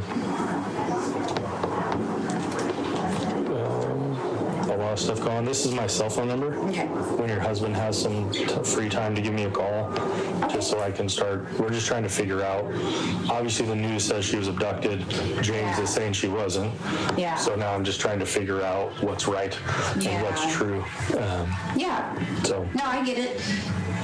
Yeah, well, and you know, and I told him too, I was like, man, I would stay away from that. Like, you know what I mean? Like, it's no good. It was no good. And, you know, he's such a caring person. He's like, I just want to help her out. And I was like, okay. And he's like, you know, she's safe. And she was, you know, she ran to him, and she was safe. And so he was just trying to help her through whatever she was doing. But she dramatized it. And I don't even know, to be honest. I just go off of what went on the TV, and I was just like... You said you were working at the time. Where did you work? Vons. At the grocery store. Grocery store? Mm-hmm. Okay. Yeah, I was a supervisor, so I was working like 10-hour days. Wow. Mm-hmm. Okay. Anything else you think we should know about Sherri and during the time she was here? Not really. I mean, she never even came out. Like I said, I never even seen her walk down the driveway. Like, she didn't leave the house at all. Is all I know is that they were in a relationship together, and she left him for another guy and took the ring and bounced, you know? Yeah. So I was like, So I just know little skits, and, you know, I know that she was rude to my husband when they were together at a young age, and that she didn't like my husband, and that she used him and always used him, and that's all that I know. Kept the, you know, $20,000 ring and everything. So, and I know that she cheated. So those are the only things that I know about her. Sure. Other than that, I've never even met the girl. But I did see her on the thing, and I was like, oh, she's pretty. You know, and I was like, yeah, I think I would recognize a blonde walking down the road. Yeah, but for sure. No, never seen her, never even seen her go in or out or nothing. Okay. All right, guys. Okay, Thanks.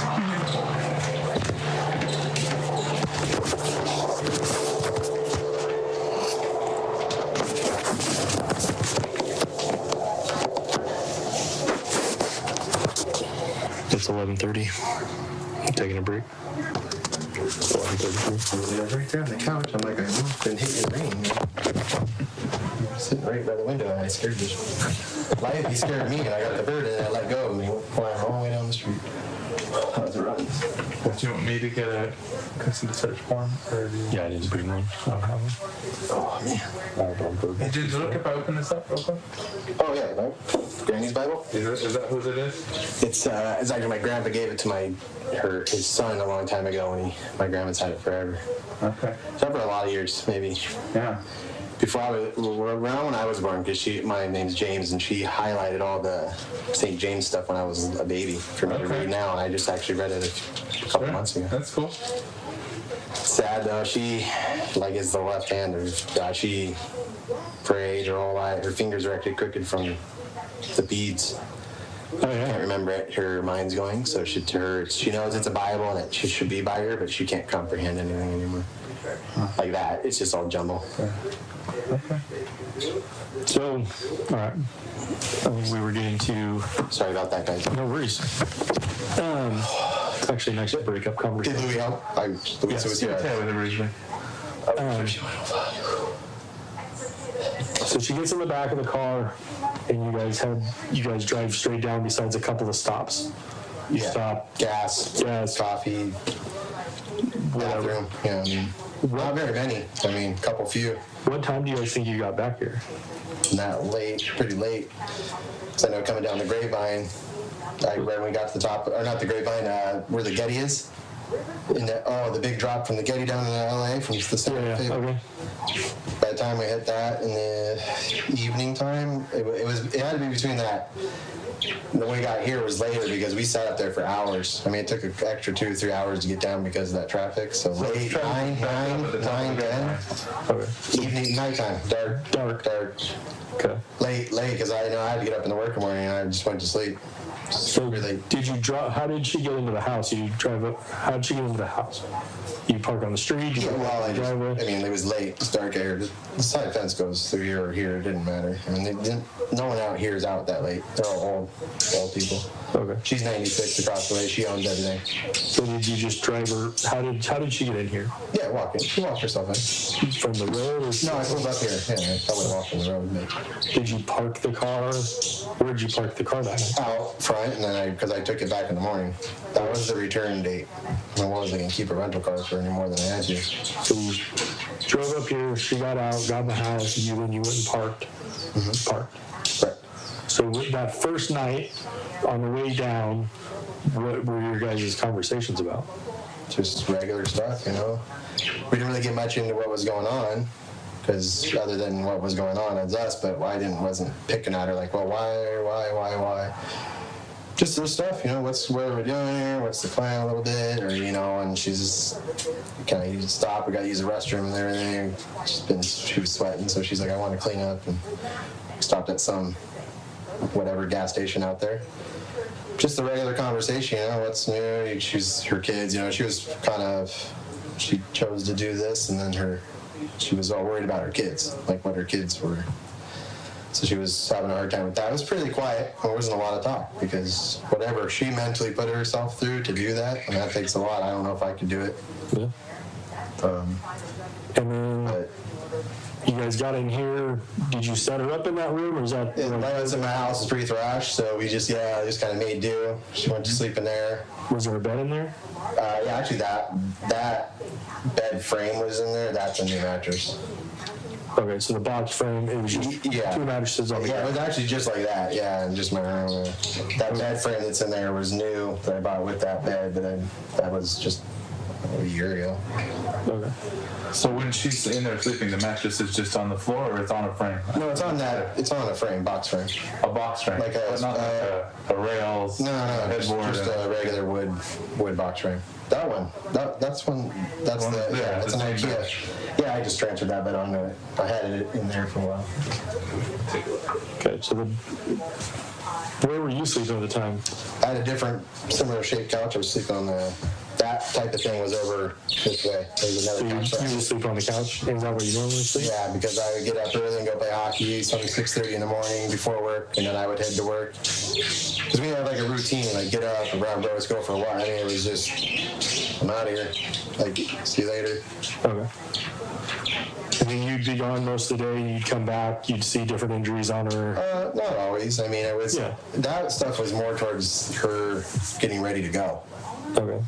How long of that frame was there? A day or two. I mean, we weren't doing that every day for 22 days she was here. As she was planning up to going, she was going to stay longer. Was her plan. I don't know how long, but she couldn't be away from her kids anymore, and she set this up, and I was stressed out. I'm like, I didn't know where I'm at when I picked you up in the daytime. Now is the nighttime. I don't even know where we're at. All I know is I came up. It could have been the 5. It was one of the freeways I was up on that nighttime. On the day she was released? Yeah. So I mean, that was all just with her. I don't know anything up there. I mean, I just don't know where any of that stuff is. Those roads, any of that. But I just followed with what she was doing, and then it was like next couple of days, all right, we're going. And she chose thing. I was bummed because I know I have to be back. I have to be back to pick her up. My grandma. Let me back up a little bit. One of the injuries she had was a pretty deep burn on her forearm. That one, I don't know. That might have been self-inflicted. I didn't burn anything on her arm there. The only thing we did was that one thing, and then from that point, she threw that away. That was trash by then. We were done with that. And I was like nervous about it. I'm like, that can get infected. I mean, I don't know. I don't brand anything. I just was like, that's weird. So with the Okay, let's. Sorry. You go after work. She'd stay in the house. She stayed primarily in the dark room. And there was lights. She was reading and stuff, but it was just. So when she first got here, the wood was off the window seal. How did the wood get back on the window seal? What was that I contact? put it on there. But how, like, what was the context? She asked me if there's a way to seal the window up, and I was like, yeah, I get it. Did she say why she wanted it sealed up? Just to be dark. Is there like windows? Can people see in there or no? It's just that. It's like that. If I shut this, it's this. On this flat, so it's like there's nobody. It's those right there, blinds right there. So. Yeah, I'm with you. I'm just curious what's behind the window. Can the neighbors see? Oh, the window? Well, no, they kind of divided the houses up. The windows are here, but they can see through my fence all the way. Okay. So the second fence, and then no, I mean there's not really a window you could see in there. Okay. Like you could, unless they peeked over and looked directly in their window. I guess this guy could try to peek at an angle, but he wouldn't. They're kind of glare. So it's not like somebody's gonna see me peek. No, it was butchered. I just threw up 3 boards and I had the screws there already. They were just dangling by the screws there. Okay, so that yeah, there was cracks. I mean, you could see there was still some light coming through there. How much time in between, like from the time she got here to the time the boards went up?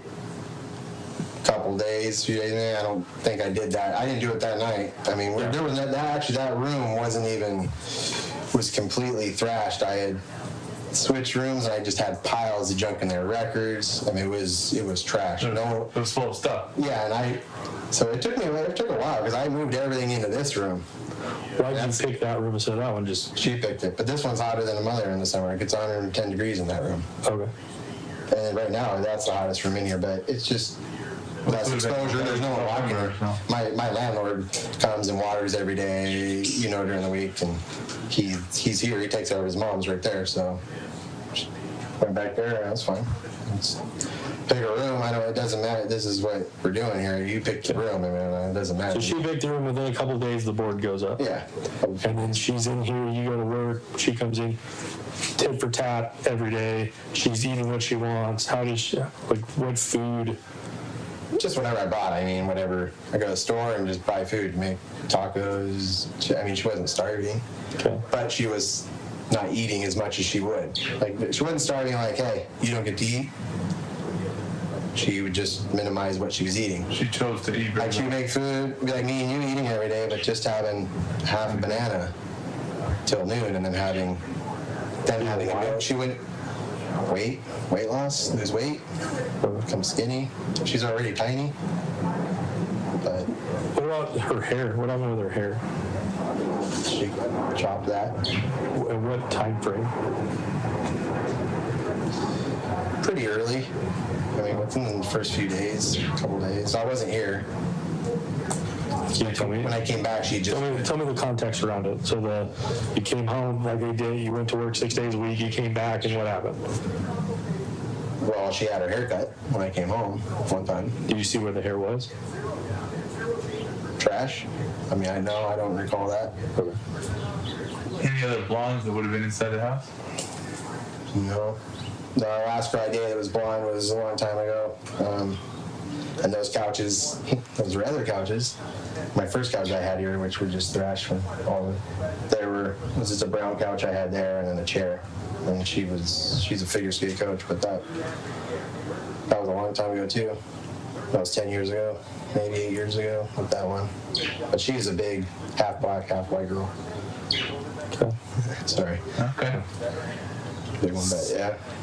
And earlier, when we were talking before, you kind of talked about what really happened. You said you had a girlfriend who was in Australia. Is that part still accurate, or is that not? No, we're together, but we can't see each other in 7 months because she was here over the holidays. I met her early 17.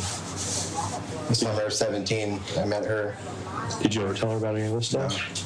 That was I wasn't even really looking, and we've been together a while, and we're in love or whatever for now, she's trying to come back here, but it's the government time. We're having a hard time, and I can't go there. They won't let me in.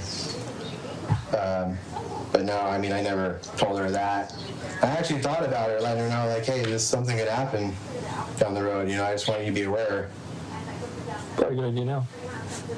and not like leave her like hanging. We have our call situations there. I got to call her at 3, 4, 5 in the morning. Yeah. Catch her late at night if we catch, because she's a trainer. Sometimes we don't talk for a day or two, but. Do you usually just call her on your cell phone, or how do you? We just FaceTime. FaceTime. That's about all that works over there. Maybe WhatsApp. But my iPhone's dry. It's a 4G, and I think they're getting ready to swap out, man. And just nothing works. I got to get a 5G. They said next month or something. I'm gonna run and get that form real quick. I'll be right back. Yeah, sure. So Sorry, it's so hot in here, guys. I don't have. No, it's not too bad. we're from Redding. It's 105 yesterday. You guys have fires going there like we have down here right now? Not right now. Ours are usually kind of like August, September, October. So Ours are hitting bad. anything else like significant, right? We talked about like the cross-checking and like rolling the hockey pins. Do you know how to Stick. I mean. Yeah. Sorry. Stick. I play baseball. I'm sorry. Yeah. Some of the stuff you did, some of the stuff she did. Yeah. I mean, it's a joke, really. It's a weird situation. I mean, I know. Yeah. And that's my life. I put myself in some. I always think back, like, man, what the fuck? Like, I do this, and I won't say I think about it all the time, but I do kind of just go like, well, I mean, it's just a matter of time before. I already know what was going on. It always eats at you a little bit because I'm just like, well, and I have Kristen, and she's good. She's a good girl. She's not American, you know. I used to be a pretty heavy partier and drinker, and when I met her, I stopped drinking. I partied one night, and I like called her, and I was like, oh man, I can't. She just has no idea what that is. I cleaned my life up and had my DUIs and stuff, and I was just done with that. Partying, I was just done with that back in those days. I brought up the hair. Yeah. Anything else significant in that time frame that you remember? I mean, it was pretty bland. I mean, it wasn't like excitement, like she was free or anything like that for herself. It was just, I knew, and she's like, this would be really hard for me. And I knew, I'm like, well, I still have to do what I do. I mean, you're here, and I just, all right, here we go. And we'll just see what happens. I mean, we'll see what. And then she was like, I'm ready to go back to the kids. And she made her date, and I just said, okay. And I threw it together, but. So when she said, I'm going back. She wanted to go back. But that was, and again, that was a day's process. Yeah. Within a day's process where it was, how long, like from the time she started hurting herself to the end, do you think that? Well, a lot of that stuff started coming a little later. Okay. But I did think, I'm guessing on her end that she had made up when she was ready to go, and that's what she needed to have for whatever the situation was with the plan. Okay. Did you guys know about all the money rewards and all that stuff going out? I didn't know anything about that till long after, and I was on there. But I mean, I'm not out for any money, not that way. I mean, I've been working since I was 13. Just earning. I'm just asking. No, I looked and I would go, there's a lot of people out here, and going on. I go, holy crap! But it's just money doesn't talk. Yeah, I wasn't like, I should call and get that 50,000 or whatever, 10,000 or. It was, but no, I was not aware of any money till on the back end of it, but I pretty much as that happened, in the sense I forgot it, just to let myself be at peace a little bit, and who knows? I don't know if I'm going to hear from her again, and I don't know if something's going to happen to me again. Yeah. I was just, it's. So when the branding occurred, how long before she went home? I feel like it was pretty quick. I mean, it was within days that week. Okay. The time she cut her hair, about the time she went home? I'm not sure. I mean, it was early. I mean, this is like I said, this is every day. So can we preference early, mid, late? Can you on stuff? No, her hair was cut earlier. That was one of the first things. Her hair was cut earlier. Wasn't aggressive. When did she get the rash? She did. I said this place was messy. I had burnt it, but she did scrub the floor. I went to Walmart and bought all kinds of cleaning stuff, and she tried to take stains out, and then she's like, I got a rash, so I went and, what do you get when you Is get them? that beginning, middle, or late? That's pretty early. That's like in the first week or two. Because she had a rash when she went home too. Yeah, she continued to have, she had the ointment, but she kept having a rash. She fought the rash once she got Yeah, and she wasn't even sure, and I go, well, I don't know what's in the carpet. I mean, there's been parties in here every day, night for 10 years, you know, like it's thrashed in here.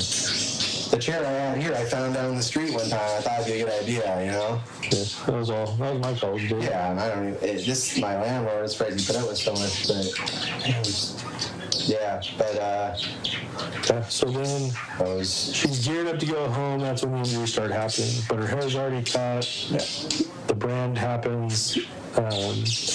You go to Ace somewhere and you get some chains, you get some stuff. Right.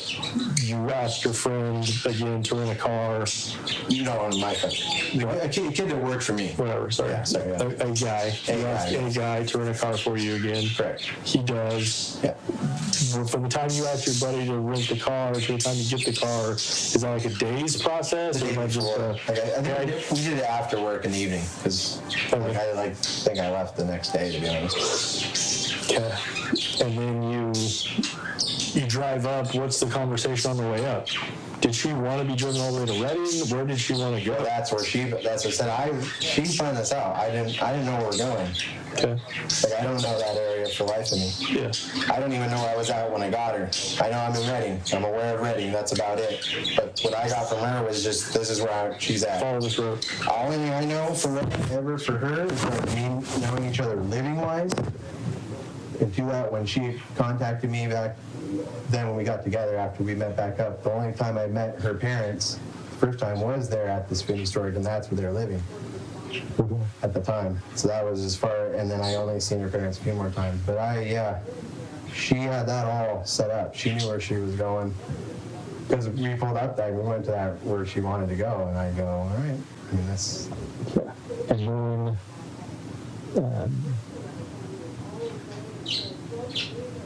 you guys go up. She has the stuff in the back seat. She sits in the back seat again. She rides up.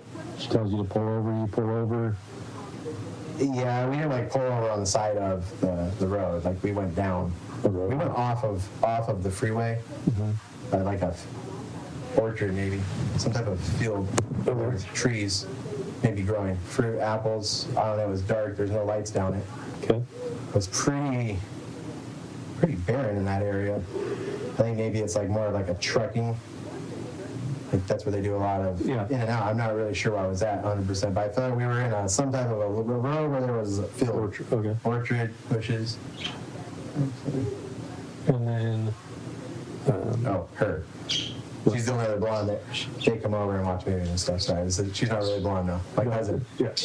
Right. So then she gets out, and you drive home.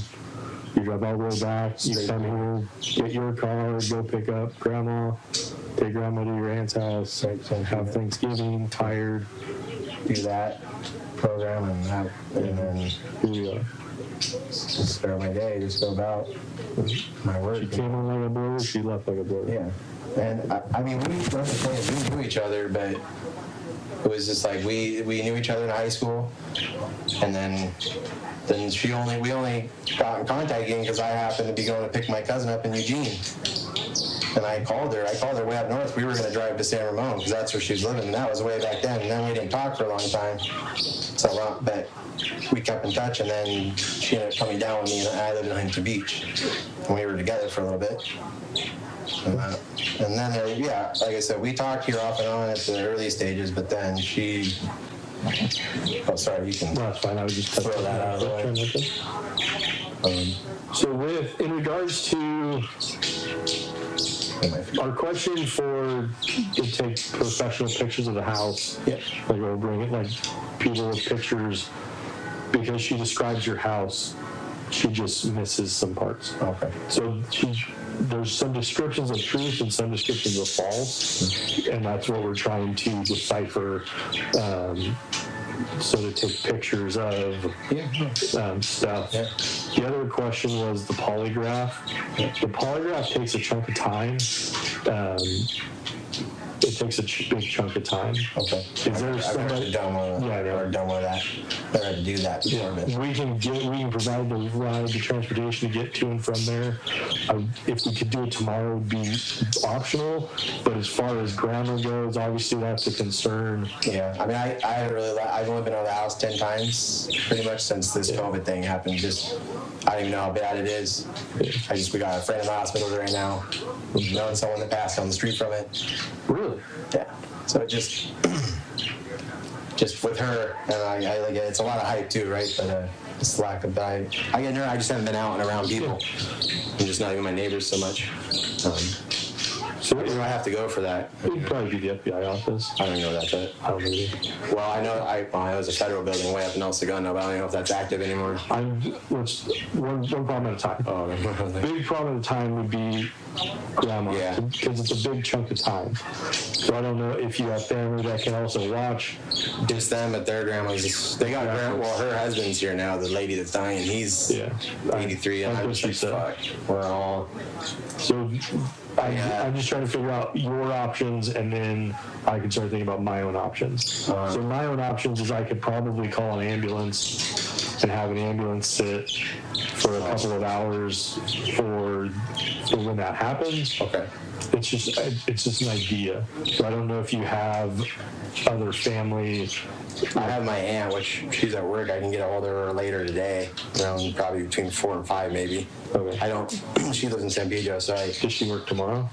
I can ask her. I mean, she's kind of I think she's a project director. She might be able to just step out. A project director for land surveying for when they build a new city. Yeah, we just need to. So I don't want to say let's leave grandma. We need to take care of grandma. It's a priority, obviously. Right. So I don't know if when you get your phone charged up, I'm only up here for a couple of days. So hopefully to try to get it done tomorrow or after that. All they can do is try to get her. My mom can't make it down. I just know she can't come down. She doesn't have a car. Yeah. I go up there and pick her up. Typically. All I can do is when my cousin's back, I can see if Luis, because if he's home, not working, she runs the business, so he doesn't work at work a lot. She might be able to stay, or one of them stay with him. Okay. That's probably. There's just some logistical things. If you do, the polygraph would be very beneficial. Okay. So I'm not trying to dissuade the polygraph. Okay. It's just that's the next situation. Yeah. So trying to figure out who can be with her for the 3 or 4 hours, and I don't even know where that is, where even the drive would be. Yeah, I don't know either. So I've only been to the courts. I imagine Santa Ana's, and I don't know. I can go. We'd have to Google it. I don't know. When Peter gets back, he'll have a better option. Or wait, he's the. I was like, he's the. I'm the sheriff. He's the FBI. Did you drive down here? No, I flew. Oh, I was like, he drove. Wait, it's 10 hours, easy. Yeah, I drove. If you're. I'm sorry, I flew. I don't have the attention span to drive that long. Anything else that we can think of at this point? Besides. No, I was trying to rack though. I was thinking about that trail. I know how I didn't have the phone. I had MRSA and I was in Hoax Hospital. Prior to all this stuff, I had MRSA in my leg, and I was in there for 8 or 9 days. Level 4 ICU for blood infection in my bloodstream. Okay. And they were giving me 50-50 to cut my knee here. All that muscle rotted out, my foot was swollen, my toe. They had to cut that out in there. But she sent me a care package, and it had the directions in it, because I couldn't remember how I got that road if my phone was off, and I don't think I had it. Sure you did? Yeah. I was trying to rack because you asked me how I got there, and I'm like, I don't even remember how I got that other than the call, but I've never been up there, and I don't think I don't know if I had the phone, but I did. I came back from the hospital, and she had sent me a package after I'd been home for a while, because I told her I was in the hospital with MRSA. That's when that was all going down. Okay. And that was and I had MRSA too, because my friend Brandy, kind of a girl I was seeing at a time, but she'd never been here. She's only think she just got engaged a couple days ago. She was having her birthday down at Seaside on Main Street in Huntington Beach, or the street behind Main Street, right there. Oh, you don't know where Main Street is. I'm sorry. That's the main beach here. About when you see the news, Huntington Beach, Newport's right here. Okay. And that night, that was a Thursday. I went to play hockey. I collapsed on the ice. I got my I already knew I had sick. I went to my doctor, which is Daryl, which he will have record of me advising him at that time for an injury. But I ended up in hospital, and I was there for a while with that MRSA. HOAG? Yeah, HOAG. That's just down on straight down 55 at the end, right by the beach. It's on the cliff of the beach there. And that was summer of 16? Yeah. And you got a package in the mail at the hospital? No. Here, like we had been talking. That had happened. You know, that I was and that was actually how I got there, and that was why I struggled. It was on paper, I remember, and I think I Googled it. I probably Googled it on my phone. I can't recall. But I was trying to rack that in there because I don't remember how I got to that road where you're showing me are those areas. Okay. That makes sense. You already have. But I remember she sent me like tea, some tea, some like lotion rub stuff, just like some accessory stuff. But she had sent me a letter. Did she have the date of when she wanted to be picked up? No, that kind of came through the phone. Okay, not just built. That's where I purchased the phone at that point. Okay. She wasn't with me when I purchased the phone. Yeah. Nor, I mean, even here. And that was it. That was. Just remember that leg. That was a significant one. That was a bad one for me. Okay. So let's just take a break for a little bit. Logistics for tomorrow, if you can, for a couple of hours. Significant. I'm talking 4 hours. Half a day. Half a day at least. Just because wherever we have to go, the conversation takes a while. I haven't done them, but I've been around about 40 of them. They're just significant chunks of time. And I don't know if it's mobile. We'll have to figure those logistics out today. The crew for the FBI should be here pretty soon. And they're bringing a whole bunch of people here right now. I'm not saying that. Oh yeah, not for me. I'm just like, oh shit, my neighbors. Just because she owns it, but she can't see anything. So cool. I don't People, I don't have control over. It's not my people. People are gonna come take pictures of the house, process it. I still have to get a DNA swab for me just to confirm the DNA's. Do my COVID-9 too, or what? Yeah. Not only go up your nose. They do mouth down here now. Do they? Lucky you guys. Wow. 300,000 tests didn't get processed, so it doesn't even matter. Really? California, yeah. It's a joke here, man. This part of California is a joke. There's go down there right now. You see 300,000 people stretched from Laguna to Redondo Beach. Every bar. They just, like I said, but I was down there and I couldn't even believe it. So my parents were pretty religious. They have like churches that are open, churches that are closed. You have people walking up in Reading, nobody makes you wear a mask. Right. They'll put a sign, please wear a mask, and you just walk in, nobody tells you to put on a mask. Okay. Yeah. So there's like that, it's just this different realm. Here you have to avoid it because people just want to fight. Yeah, that's the first thing to do. Like, I'm gonna hit you. Like, down there, people are drunk. So you go down there with a mask, it doesn't matter. By noon, you've had unlimited mimosas for $10 till 1 o'clock at Sherky's. You're hammered. It's just a gigantic party. A slew of people I used to do that too. And I go, shit. But I go, no concern. I mean, there's no concern for people down there right now. Everyone's just like, it's not coming, we're not going to get it. But you're just pushing it with those many people going out. Maybe you don't. Could be just the government thing. It's probably better tonight once it happens to bring her out of that room, right? Yeah, but we're not there yet. Okay. We'll probably just do it in stages. Okay.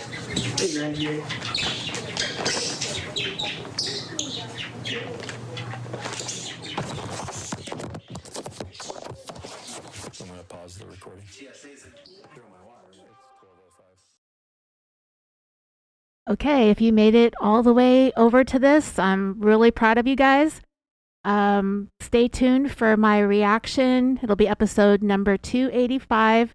It will be a couple of hours long. If you couldn't stand listening to this, or if you were so distracted by all the background noise, I will provide you with all the details that you'll want to hear from this interview with James. All right, keep an eye out for that. And as always, until next time, sweet dreams.